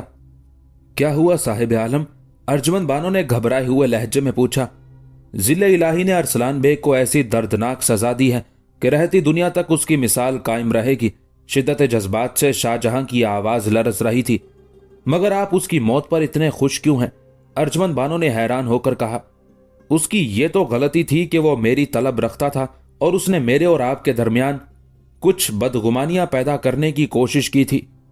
तुम नहीं जानती अर्जुमंद कि उसने शादी से चंद रोज पहले मुझसे क्या कहा था। जोश जज्बात से शाहजहां का चेहरा सुर्ख हो गया था। क्या कहा था उसने? अर्जुमंद बानो की हैरत में मजीद इजाफा हो गया था। बेहतर है कि इन बातों को मेरी जबान से ना सुनो। जो गुजर गई सो गुजर गई। मैंने भी उस वाक्य को फरामोश कर दिया है। अब गुस्से के साथ साथ शाहजहां के चेहरे पर अजियत व कर्ब की परछाइयां भी लरजने लगी थी। अर्जुमंद बानो इंसानी फितरत से मजबूर हो गई। वो बाजिद हो गई कि शाहजहां पूरा वाकया बेकमो कास्त बयान कर दे। शाहजहां बहुत देर तक अपनी बीवी को टालता रहा, मगर बहुत जल्द उसे एहसास हो गया कि अर्जुमंद इतनी आसानी से नहीं मानेगी। मजबूरन शाहजहां को कहना पड़ा, उसने तुम्हारे हवाले से ऐसी तकलीफदेह बात कही थी कि बरसों गुजर जाने के बाद भी उसकी खलिश अपने दिल के करीब महसूस कर रहा हूं। शाहजहां पूरी कोशिश के बावजूद अपनी आवाज के इर्तियाश पर काबू नहीं पा सका था। अर्जुमंद, अरसलान बेग ने शादी से पहले कहा था कि तुम्हारा किरदार मशकूक है। शोहर की जबान से यह बात सुनकर अर्जुमंद बानो सन्नाटे में आ गई और उसके दिल नशी चेहरे पर हैरत व गम का स्याह धुआं फैल गया। आप क्या कहना चाहते हैं साहिब आलम? अर्जुमंद बानो की आवाज घुट कर रह गई थी। उसने तुम्हारे शीशे जैसे किरदार पर तोहमतों की कीचड़ मलने की कोशिश की थी। यह कहकर शाहजहां ने अपनी जान निसार बीवी के सर पर हाथ रखते हुए कहा, अर्जुमंद, तुम्हारी बेमिसाल रफाकत की कसम, वो लम्हा मुझ जैसे शख्स के लिए एक जानलेवा लम्हा था। मेरा दिल ही जानता है कि मैंने अजियत व कर्ब में लिपटे हुए उन माहो साल को किस तरह बर्दाश्त किया है। फिर आपने उसे क्या जवाब दिया साहिब आलम? अर्जुमंद की आंखें आंसुओं से भर गई थी। मैंने खामोशी इख्तियार की अर्जुमंद, कि इसके सिवा कोई चारा नहीं था। शाहजहां ने कहा, आपने उसको कुछ तो जवाब दिया होगा। अर्जुमंद बानो की बेकरारी बढ़ती जा रही थी। मैंने अरसलान बेग से कहा था कि अगर सारी दुनिया भी अर्जुमंद के खिलाफ गवाही देने लगे तो मैं एक एक करके सारी शहादतों को जुटला दूंगा। शाहजहां ने अर्जुमंद बानो के दिलकश और मासूम चेहरे की तरफ देखते हुए कहा, साहिब आलम, क्या आपको मेरी जात पर इतना एतबार है? अर्जुमंद बानो ने बड़े पुरसोज लहजे में पूछा। इससे भी ज्यादा। शाहजहां ने आगे बढ़कर अर्जुमंद का चेहरा अपने दोनों हाथों के दरमियान लेते हुए कहा, इस एतबार की कैफियत नाकाबिले बयां है। मैं अपने जज्बों को जबान से जाहिर नहीं कर सकता। अर्जुमंद बानो ने वफा के रास्ते पर अपने शोहर की यह इस्तेकामत देखकर आंखें बंद कर ली। दो आंसू पलकों से रुखसारों तक आए। आप उसकी जबान भी काट सकते थे साहिब आलम। अर्जुमंद बानो की आवाज लरस रही थी। उसके लहजे में एक अजीब सी शिकायत पोशीदा थी। हाँ, मैं उस पर कादिर था अर्जुमंद कि अरसलान बेग की जबान काट कर फेंक दूं। शाहजहां ने अपनी बीवी के आंसू खुश करते हुए कहा, फिर आपने ऐसा क्यों नहीं किया? एक औरत अपने महबूब से उसकी सर्द महरी का गिला कर रही थी। मैं तुम्हारी रुसवाई से डरता था। शाहजहां ने अपने तर्ज अमल की वजाहत करते हुए कहा, इल्जाम तराशी की चिंगारियां जो राख के ढेर में दबी हुई थी, अगर मैं उन्हें एक बार छेड़ देता तो वह भड़कते हुए शोलों की शक्ल इख्तियार कर लेती। अरसलान बेग भी ये चाहता था कि मैं उसे सजा दूं और फिर वो उस सजा की वजह बयान करता हुआ गली गली चीखता फिरे। मैंने बड़ी मुश्किल से उन जागुदाज लम्हात को बर्दाश्त किया और अपना मामला उस जात पर छोड़ दिया जो कादिर भी है और आदिल भी। मेरे हिसाब से इंसाफ में कुछ ताखीर हो गई, मगर खुदा के हर काम का एक वक्त मुकर्रर है। आसमान से जो फैसला नाजिल हुआ वही बरहक था। अगर मैं जल्दबाजी से काम लेता तो रुसवाइयां मेरा और तुम्हारा मुकद्दर बन जाती। खुदा ने हम गुनहगारों को मायूस नहीं किया। अरसलान बेग के साथ पूरा पूरा इंसाफ हुआ और उसे वो सजा दी गई जो रहती दुनिया तक इस जमीन पर बसने वालों को याद रहेगी। अर्जुमंद बानो बहुत देर तक रोती रही, फिर उसके होंठों को जुम्बिश हुई। साहिब आलम, ये कनीज आपकी शुक्रगुजार है कि आपने उसे गर्दिश वक्त की बदतरीन सातों में सहारा दिया, वरना मैं एक कमजोर औरत लड़खड़ाकर कहीं गिर पड़ती और फिर रास्ते का गुबार बन जाती। नहीं अर्जुमंद, अहले वफा एक दूसरे पर एहसान नहीं जिताते। शाहजहां ने अर्जुमंद बानो की दिलजोई करते हुए कहा, यह तो दिल पर बरसों का एक बोझ था जिसे मैं उतारना चाहता था, मगर मेरी यह ख्वाहिश नहीं थी कि मैं अपनी जिंदगी का भयानक राज तुमसे बयान करूं। इस तरह तुम्हारी दिल आजारी भी हो सकती थी, लेकिन फिर यह सोचकर सब कुछ कह डाला कि तुम मेरी शरीके सफर हो। अगर तुमसे रास्ते के हालात बयान नहीं करूंगा तो फिर किससे करूंगा। मेरा यह मकसद हरगिज नहीं था कि तुम इसे एहसान समझकर मुझसे शर्मिंदा हो जाओ। अर्जुमंद बानो ने मुस्कुराकर देखा और उसके चेहरे की गुमशुदा शादाबी लौट आई। 1622 ईस्वी की बगावत के सबब कंधार मुगलों के हाथों से जाता रहा और उसकी बाजियाबी की कोई उम्मीद बाकी नहीं रही। शहंशाह जहांगीर की सेहत रोज बरोज गिरती जा रही थी। अब वो जहनी काम करने के भी काबिल नहीं रहा था। मजबूरन 1624 ईस्वी के आखिर में उसने अपनी खुद नविश तुज़क जहांगीरी लिखना बंद कर दी। पुराने सिपह सलारों में से बेशतर इंतकाल कर चुके थे या फिर शहंशाह के जेरे एताब थे। बज़ाहिर हिंदुस्तान के ताजो तख्त को दाखिली तौर पर कोई खतरा नहीं था, लेकिन फिर भी तख्त की विरासत का मसला बहरहाल मौजूद था, जो किसी भी वक्त नाजुक सूरत इख्तियार कर सकता था। अगरचे महाबत खान और शहजादा परवेज ने मिलकर शाहजहां को शिकस्त से दो चार कर दिया, लेकिन अब वो हुकूमत के लिए एक मुस्तकिल मसला बन गए थे। खुसूसन महाबत खान की फौजी ताकत तख्त की विरासत के सिलसिले में एक फैसला कुन किरदार अदा कर सकती थी। आसिफ खान और महाबत खान के दरमियान पुरानी रंजिश थी, जिस पर सियासत और मसलहत ने वक्ती पर्दा डाल दिया था, लेकिन दोनों के सीने में दबी हुई अदावत की देरीना आग किसी भी लम्हे सियासी दोस्ती के उस पर्दे को जलाकर खाक कर सकती थी। उसी सूरत हाल के पेश नजर अब नूरजहां और आसिफ खान की नजरें महाबत खान पर जमी हुई थी। वो दोनों मिलकर मुगलों के उस लायक तरीन सिपह सालार की शख्सियत को दागदार करना चाहते थे। आखिर महाबत खान के गिर्द साजिशों का जाल फैलता चला गया। उसके वकार को सदमा पहुंचाने और उसकी ताकत को कम करने के लिए जहांगीर की तरफ से पहला हुक्म दिया गया कि महाबत खान शाही अफवाज की सालारी से इस्तीफा पेश कर दे और दोबारा सूबा बंगाल की गवर्नरी संभाल ले। बज़ाहिर फरमाने शाही पर जहांगीर की मोहर थी, लेकिन बाखबर हल्के जानते थे कि शहंशाह अपनी बीमारियों के सबब नूरजहां के हाथों में महज एक खिलौना बनकर रह गया था। दरअसल नूरजहां का हुक्म ही शाही हुक्म था। शहजादा परवेज ने महाबत खान के बंगाल जाने पर एतराज किया तो नूरजहां की तरफ से दूसरा हुक्म जारी हुआ, महाबत खान, तुम्हें लाजिम है कि फौरी तौर पर दरबार में हाजिर हो जाओ। उस हुक्म के सामने महाबत खान और शहजादा परवेज दोनों को सर तस्लीम खम करना पड़ा। परवेज को गुजरात का नाम निहाद गवर्नर मुकर्रर करके खान जहां को शाही अफवाज की सालारी दे दी गई। उसके बाद महाबत खान से मुतालबा किया गया कि वो बंगाल में हाथ आने वाले माले गनीमत और हाथी वगैरह फौरी तौर पर दरबार शाही में पेश कर दे। महाबत खान उस मुतालबे पर हैरान रह गया। अब उसे यकीन आ गया था कि उसके खिलाफ शर्मनाक साजिशें की जा रही हैं, जिनका एक ही मकसद था कि महाबत खान इश्तियाल में आकर कोई नाशाइस्ता बात कह दे और फिर उसे भी बेड़ियां पहनाकर पसे दीवारे जिंदान डाल दिया जाए। महाबत खान ने उस मौके पर इंतहाई सब्र जब्त से काम लिया। फिर जब उसकी तरफ से हुक्म शाही की बजावरी में ताखिरी हरबे इख्तियार किए गए तो एक दरबारी एलची फिदाई खान को भेजा गया कि वो महाबत खान से सारी चीजों का हिसाब तलब करे। ये महाबत खान जैसे सिपह सालार के साथ बड़ा जिल्लत आमेज सलूक था। आखिर महाबत खान का पैमाना सब्र लबरेज हो गया और अब उसके उस यकीन में शिद्दत आ गई थी कि उसे तबाह बर्बाद करने की कोशिशें की जा रही हैं। मजबूरन महाबत खान को अपनी मुदाफियत के लिए नए मंसूबे पर अमल करना पड़ा। जहांगीर तब्दीली आबो हवा के लिए कश्मीर से वापसी पर चंद माह के लिए लाहौर में ठहर गया था, मगर अब वो एक ऐसा नाकारा इंसान था जो किसी दूसरे की मदद के बगैर चंद कदम भी चल नहीं सकता था। नूरजहां ने बज़ाहिर अपने इक़्तिदार का ऐलान नहीं किया था, लेकिन दरपर्दा वही हिंदुस्तान पर हुक्मरानी कर रही थी। शहंशाह जहांगीर क़याम लाहौर के बाद मार्च 1626 ईस्वी में काबुल रवाना हो गया। महाबत खान ने उस मौके को गनीमत समझा और अपने हमरा 6000 राजपूत लेकर दरियाए जहलम के करीब शाही खेमे में जा पहुंचा। महाबत खान ये इंतजाम करके आया था कि अगर दरबार में उसके साथ नामुनासिब सलूक किया गया तो वह पूरी शिद्दत से अपनी उस बेइज्जती का जवाब देगा। उसी ख्याल के पेश नजर महाबत खान न सिर्फ 6000 वफादार राजपूतों को लेकर आया था, बल्कि उनके बीवी बच्चों को भी साथ ले लिया था। फिर उसने अपने जान निसार सिपाहियों को मुखातिब करके कहा था, अगर तुम में से किसी ने गद्दारी की तो उसके बीवी बच्चों की इज्जत और जिंदगी भी खतरे में पड़ जाएगी। जवाबन तमाम सिपाहियों ने बैक जबान कहा, हम नस्लन राजपूत हैं, मरना और मारना ही हमारा मशगला है, पीछे मुड़कर देखना हम लोगों का शेवा नहीं। अपनी सफ़े मुकम्मल तौर पर मजबूत करने के बाद महाबत खान शाही खेमे की तरफ बढ़ा। नूरजहां ने उसे हुक्म देते हुए कहा, जब तक खसूसी दावतनामा मौसूल ना हो वो शाही खेमे में मुकीम रहे, मगर दरबार में आने की कोशिश ना करे। महाबत खान गिरदो पेश पर नजर रखते हुए अपनी तलबी का इंतजार करने लगा। दूसरी तरफ वजीर आजम आसिफ खान ने नताइज की परवाह किए बगैर जहांगीर और नूरजहां को चंद खादिमों के साथ तन्हा छोड़कर दरिया अबूर कर दिया। महाबत खान ने उस मौके पर जहांगीर को हिरासत में लेने की कोशिश की। वो शहंशाह को यरगमाल के तौर पर इस्तेमाल करना चाहता था। इस तरह उसे नूरजहां और आसिफ खान से निजात हासिल हो सकती थी।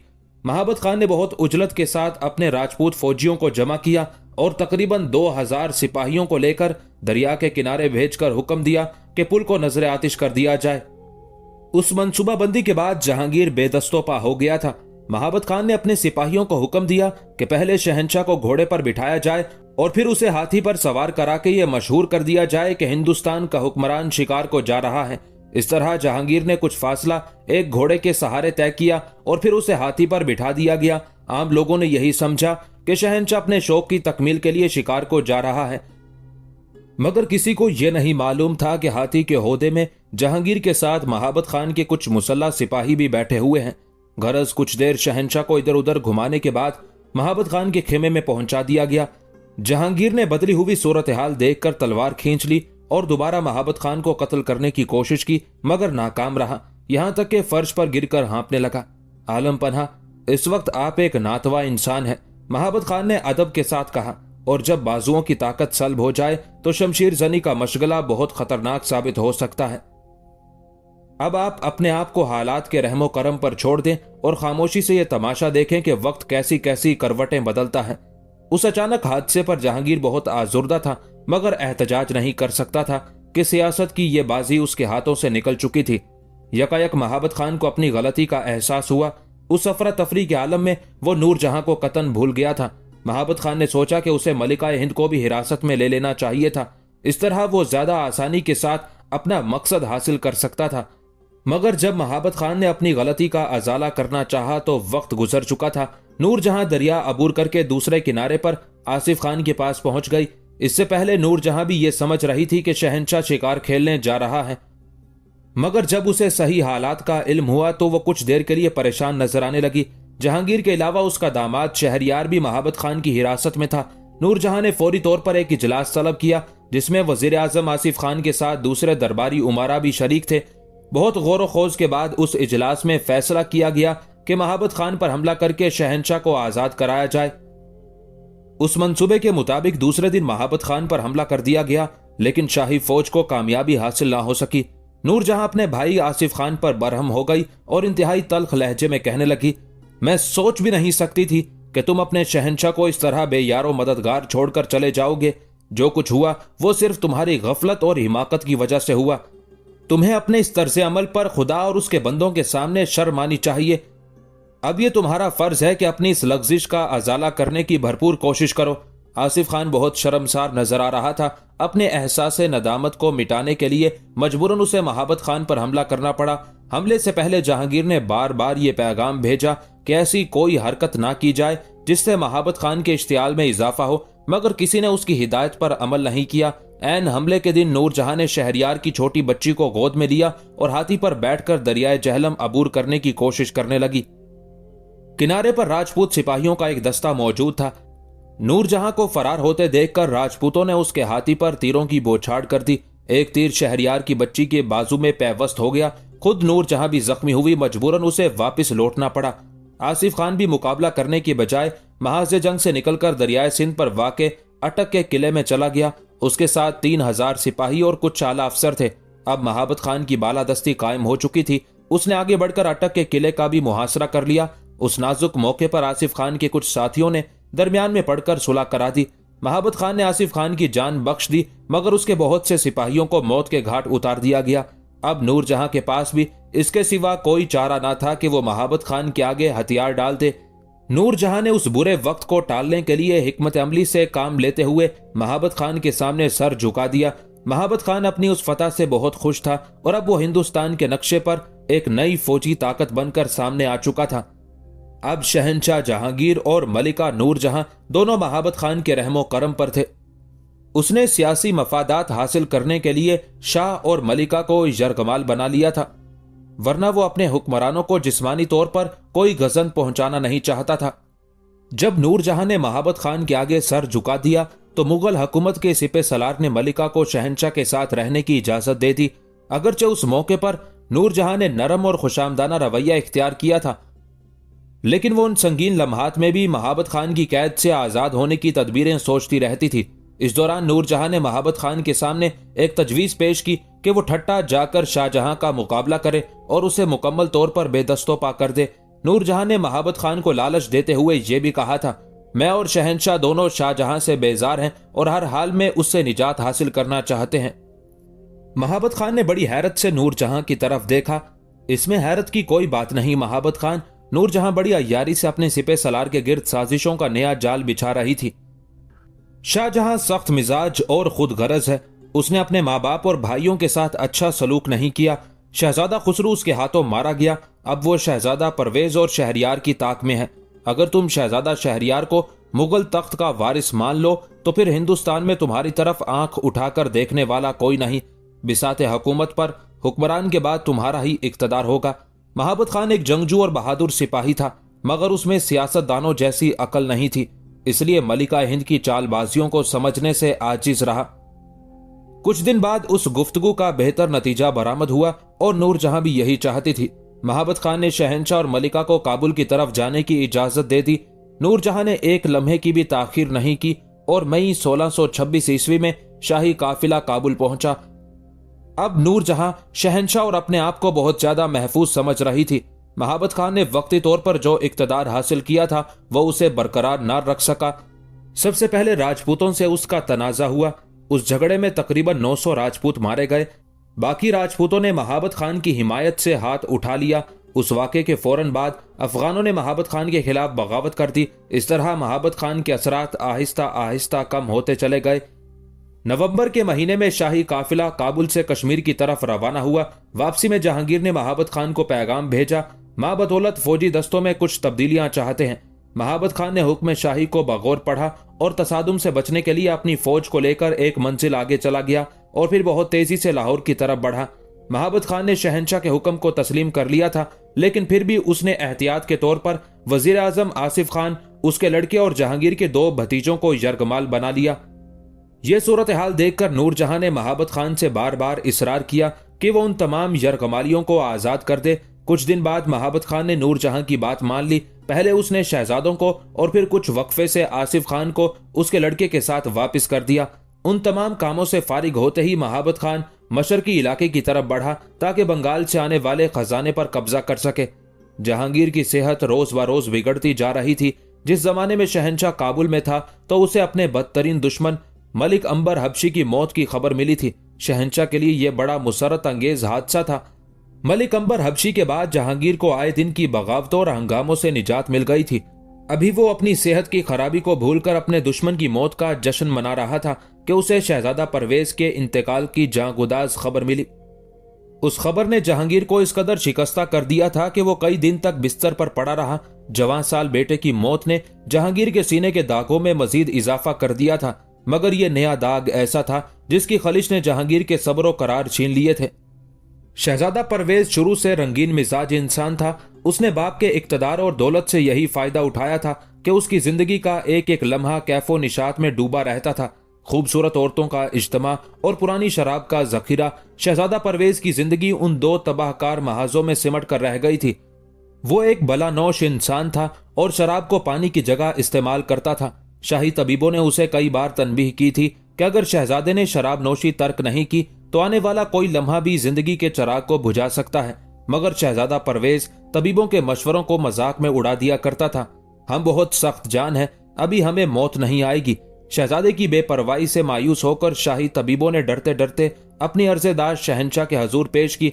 जहांगीर ने वक्ती तौर पर उसे खत के जरिए सख्त अल्फाज में हुक्म दिया कि वो शराब छोड़ दे, मगर शहजादा परवेज पर अहकाम और नसीहतों का कोई असर नहीं हुआ। एक तो दोनों के दरमियान तवील फासला और दूसरे जहांगीर की थका देने वाली बीमारी, फिर आए दिन की शोरिशें और महाबत खान की बढ़ती हुई रेशा दवानियां। गरज उन तमाम चीजों ने जहांगीर को संभलने का मौका ही नहीं दिया कि वो बेटे की खबरगिरी कर सके। अब ये लर्जा खेज इत्तला मौसूल हुई थी कि उसका महबूब बेटा शदीद हसरत और नाकामी के आलम में खून थूकता हुआ दुनिया से गुजर गया। शहजादा परवेज की मौत पर जहांगीर ने अपना गिरेबान चाक कर दिया और फिर मातमी लहजे में नूरजहां से मुखातिब हुआ। और कितनी आफात रह गई हैं जिनका नजूल अभी बाकी है। अभी हम खुसरू की मौत को नहीं भूले थे कि परवेज ने हमारे दिल में नया शिगाफ डाल दिया। आखिर ये जख्म हमें क्यों दिए जा रहे हैं जिनके इलाज के लिए इस दुनिया में कोई मरहम मौजूद नहीं। जहांगीर चंद दिनों में पहले से ज्यादा बूढ़ा और नातवा नजर आने लगा था। नूरजहां शोहर को तसल्लियां देती रही, मगर जहांगीर की आंखों में आंसुओं का धुआं भर गया था। वो चुपचाप रोता रहता, मगर कभी कभी उसके होंठों से एक तेज चीख निकल जाती। शहजादा परवेज के इंतकाल के वक्त शाहजहां दक्कन में मुकीम था। भाई के इंतकाल की खबर सुनकर वो उदास हो गया। आखिर शहजादा परवेज से उसका खूनी रिश्ता था और उसी रिश्ते ने शाहजहां को अफसुर्दा बना दिया था। अगरचे सियासी एतबार से परवेज उसका हरीफ था, लेकिन शाहजहां ने भाई की मौत पर किसी खुशी का इजहार नहीं किया। मुझे परवेज से बहुत सी शिकायतें थी, मगर अब उनका जिक्र फजूल है। शाहजहां ने मुमताज महल को मुखातिब करते हुए कहा, जाने वाला इतनी दूर जा चुका है कि उसे आवाज भी नहीं दी जा सकती। खुदा उसकी मगफिरत करे और मरहूम की रूह को सुकून बख्शे।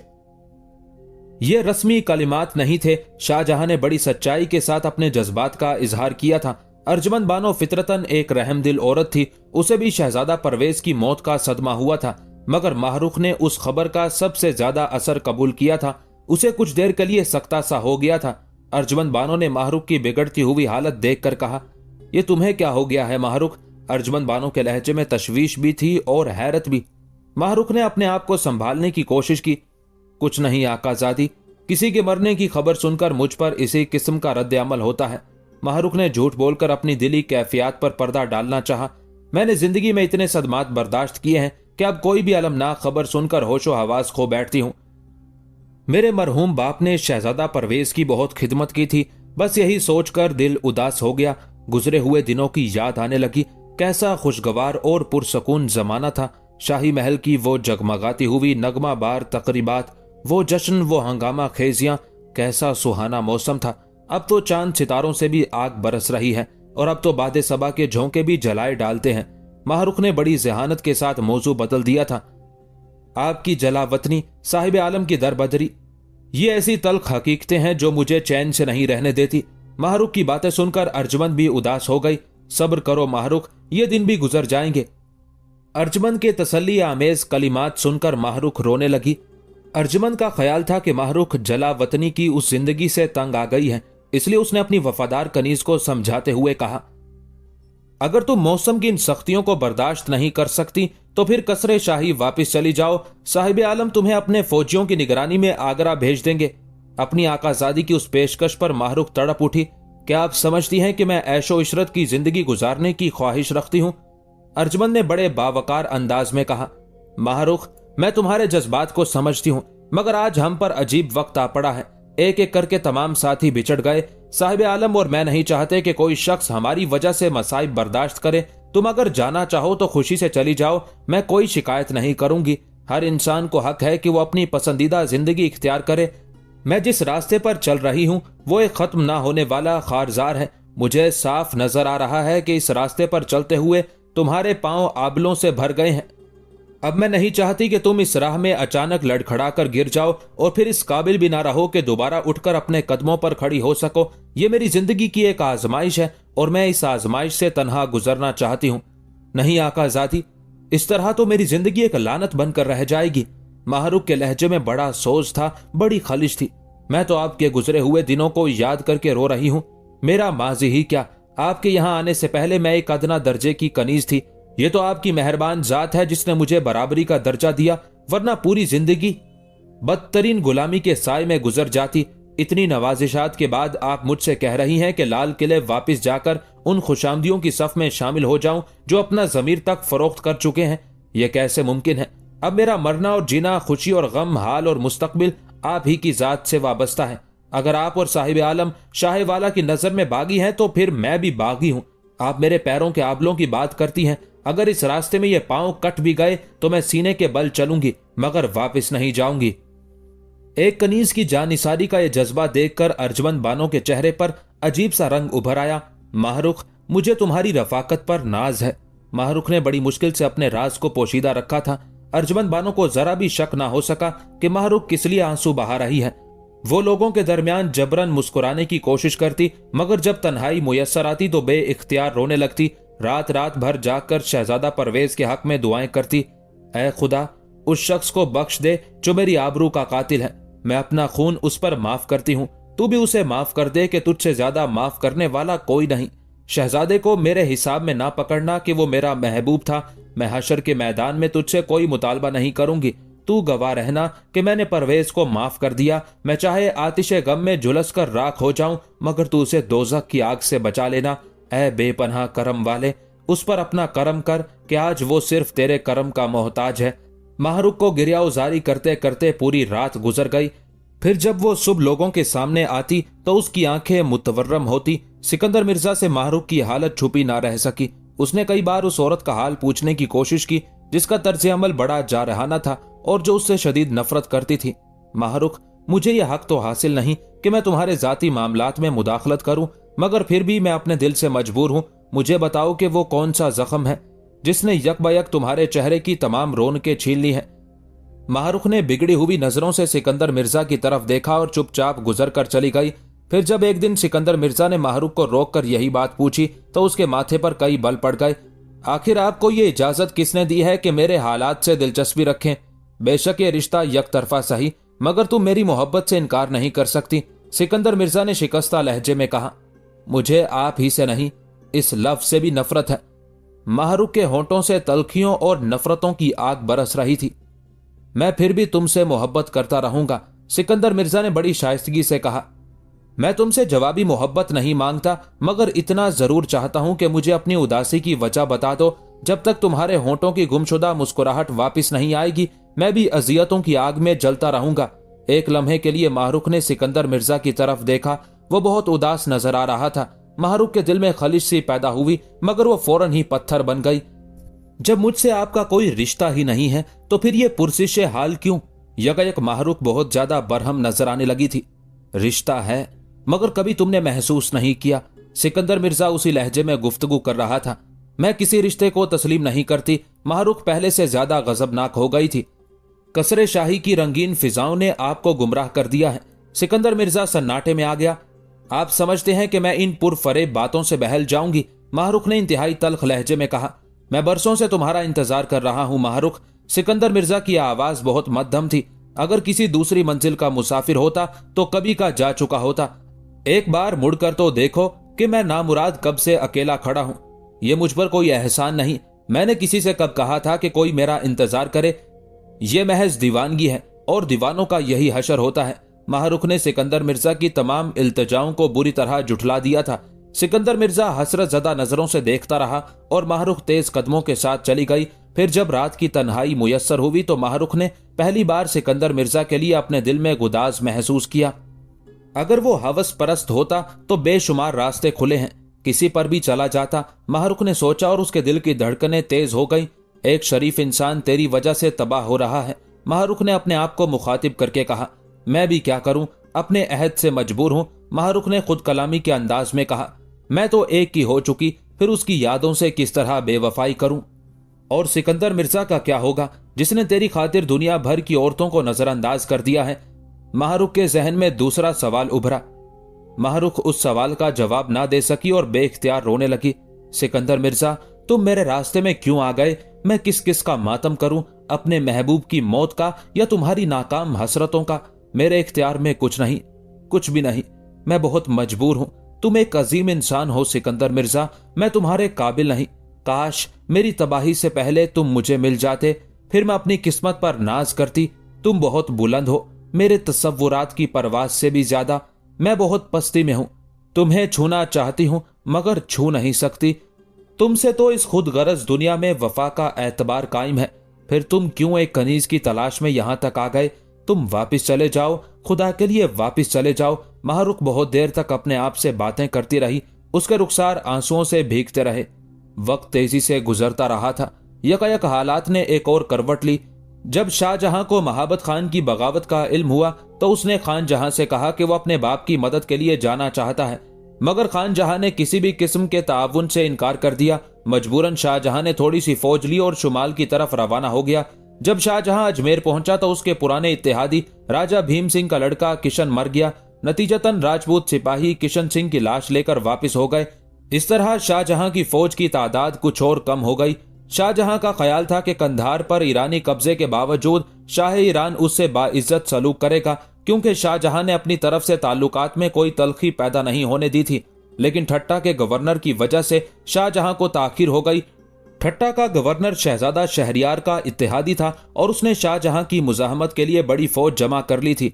शाहजहां के साथियों ने किले पर हमला कर दिया, मगर उन्हें शिकस्त से दो चार होना पड़ा। यह हमला शाहजहां की मर्जी के खिलाफ किया गया था।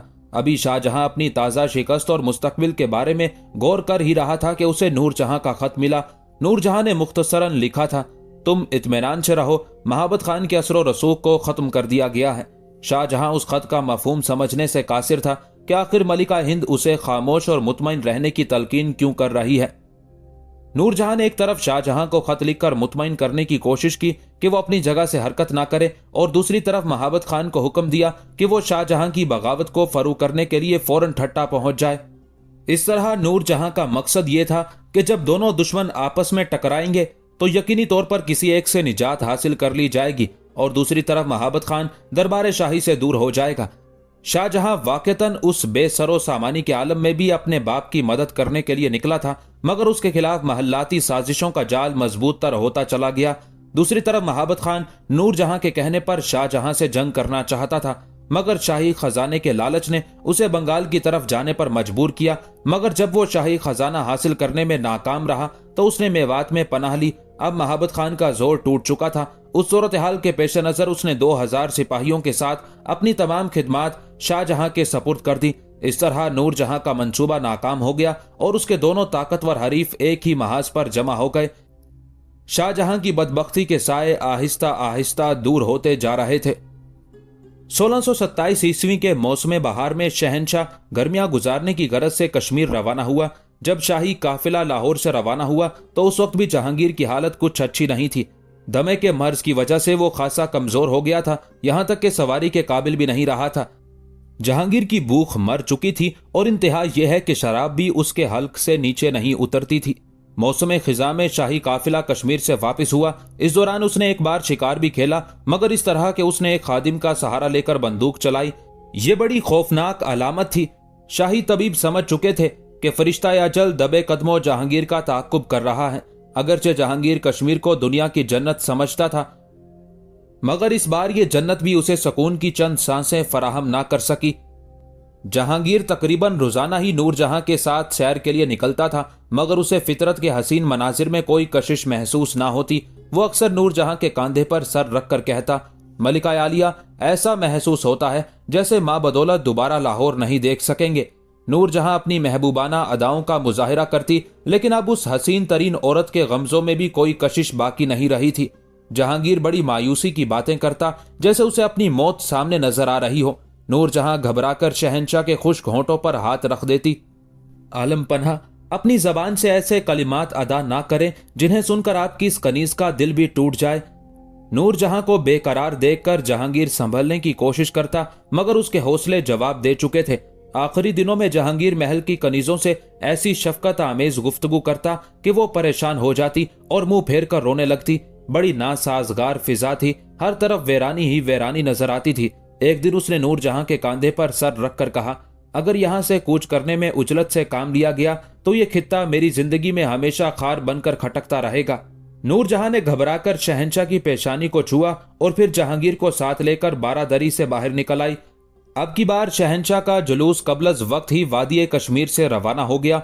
वो पालकी में गांव तकिए का सहारा लेकर नूरजहां के साथ बैठा और दूर तक फैले हुए पहाड़ी सिलसिलों को वीरान आंखों से देखता रहा। नूरजहां ने शहंशाह का दिल बहलाने की बहुत कोशिश की, मगर हर बार उसके होंठों पर एक अफसुर्दा सी मुस्कुराहट उभरती और डूब जाती। बिंबर से 2 मील दूर जब शाही जलूस खेमाजन होने लगा तो नूरजहां मौसम गर्मा की थकन और गनूदगी से चौंकी। उसने अपने होंठों पर एक महबूबाना मुस्कुराहट सजाई और दुज्दीदा नजरों से शहंशाह की तरफ देखा, मगर दूसरे ही लम्हे नूरजहां की दिलनवाज मुस्कुराहट पथरा कर रह गई। शहंशाह की रूह आलम ख्वाब ही में परवाज कर चुकी थी। वो गाँव तकिए के सहारे आंखें बंद किए सो रहा था, लेकिन इस तरह की यह उसकी अबदी नींद थी। जहांगीर को तमाम अजियतों से निजात मिल चुकी थी और वो इस फानी दुनिया से बहुत दूर जा चुका था। नूरजहां ने फौरन सालारे काफिला को पर्दे के पास बुलाया और इंतहाई पुरजलाल लहजे में उसे हुक्म दिया, पड़ाव मौकूफ कर दिया जाए और सफर तेज रफ्तारी के साथ जारी रहे। सालारे काफिला और दूसरे खिदमतगारों को इतना पूछने की जुर्रत ना हो सकी कि साल हर साल की रस्म में इस अचानक तब्दीली की क्या वजह है। ख्वासों और कनीजों की जबानी जलूस में यह खबर उड़ते उड़ते गर्म हो गई कि शहंशाह की तबीयत नासाज है और मलिका आलिया जल्द अज जल्द लाहौर पहुंच जाना चाहती हैं। अंबर और लोबान की खुशबू और अरके गुलाब की बारिश के बावजूद शहंशाह को गर्मी की शिद्दत से महफूज रखना आसान नहीं था। गुजरात से 1.5 मील के फासले पर नूरजहां ने काफिला रोक देने का हुक्म दिया और फौरी तौर पर शाही तबीब को तलब कर लिया। शाही तबीब लरजते कदमों से आगे बढ़ा और पालकी के करीब पहुंचकर जमीन बोस हो गया। नूरजहां ने उस मौके पर बेमिसाल कुव्वत बर्दाश्त का मुजाहिरा किया। वो पूरे जाहो जलाल के साथ पालकी से नीचे उतरी। उसका इत्मीनान देखकर कोई नहीं कह सकता था कि वो अपनी जिंदगी के सबसे बड़े सदमे से दो चार हो चुकी है। नूरजहां ने शाही तबीब का सलाम कबूल किया और हाथ के इशारे से तखलिए का हुक्म दिया। तमाम कनीज़ें और खुद्दाम सर झुकाए हुए चले गए, यहां तक कि पालकी से 2 गज के फासले तक कोई खिदमतगार नहीं था। जब मुकम्मल तन्हाई हो गई तो नूरजहां ने शाही तबीब को मुखातिब करते हुए कहा, क्या तुम जानते हो कि तुम्हारे आकाए नेमत इस दुनिया से गुजर चुके हैं? शाही तबीब बदहवास नजर आने लगा। नहीं मलिका आलिया, मेरी समात इस खबर की मुतहम्मिल नहीं हो सकती। शाही तबीब की आवाज लरस रही थी।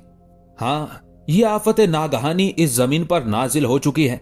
यह कहते कहते नूरजहां के चेहरे पर अक्से मलाल उभरा, मगर उसने फौरन ही अपने जज्बात पर काबू पा लिया।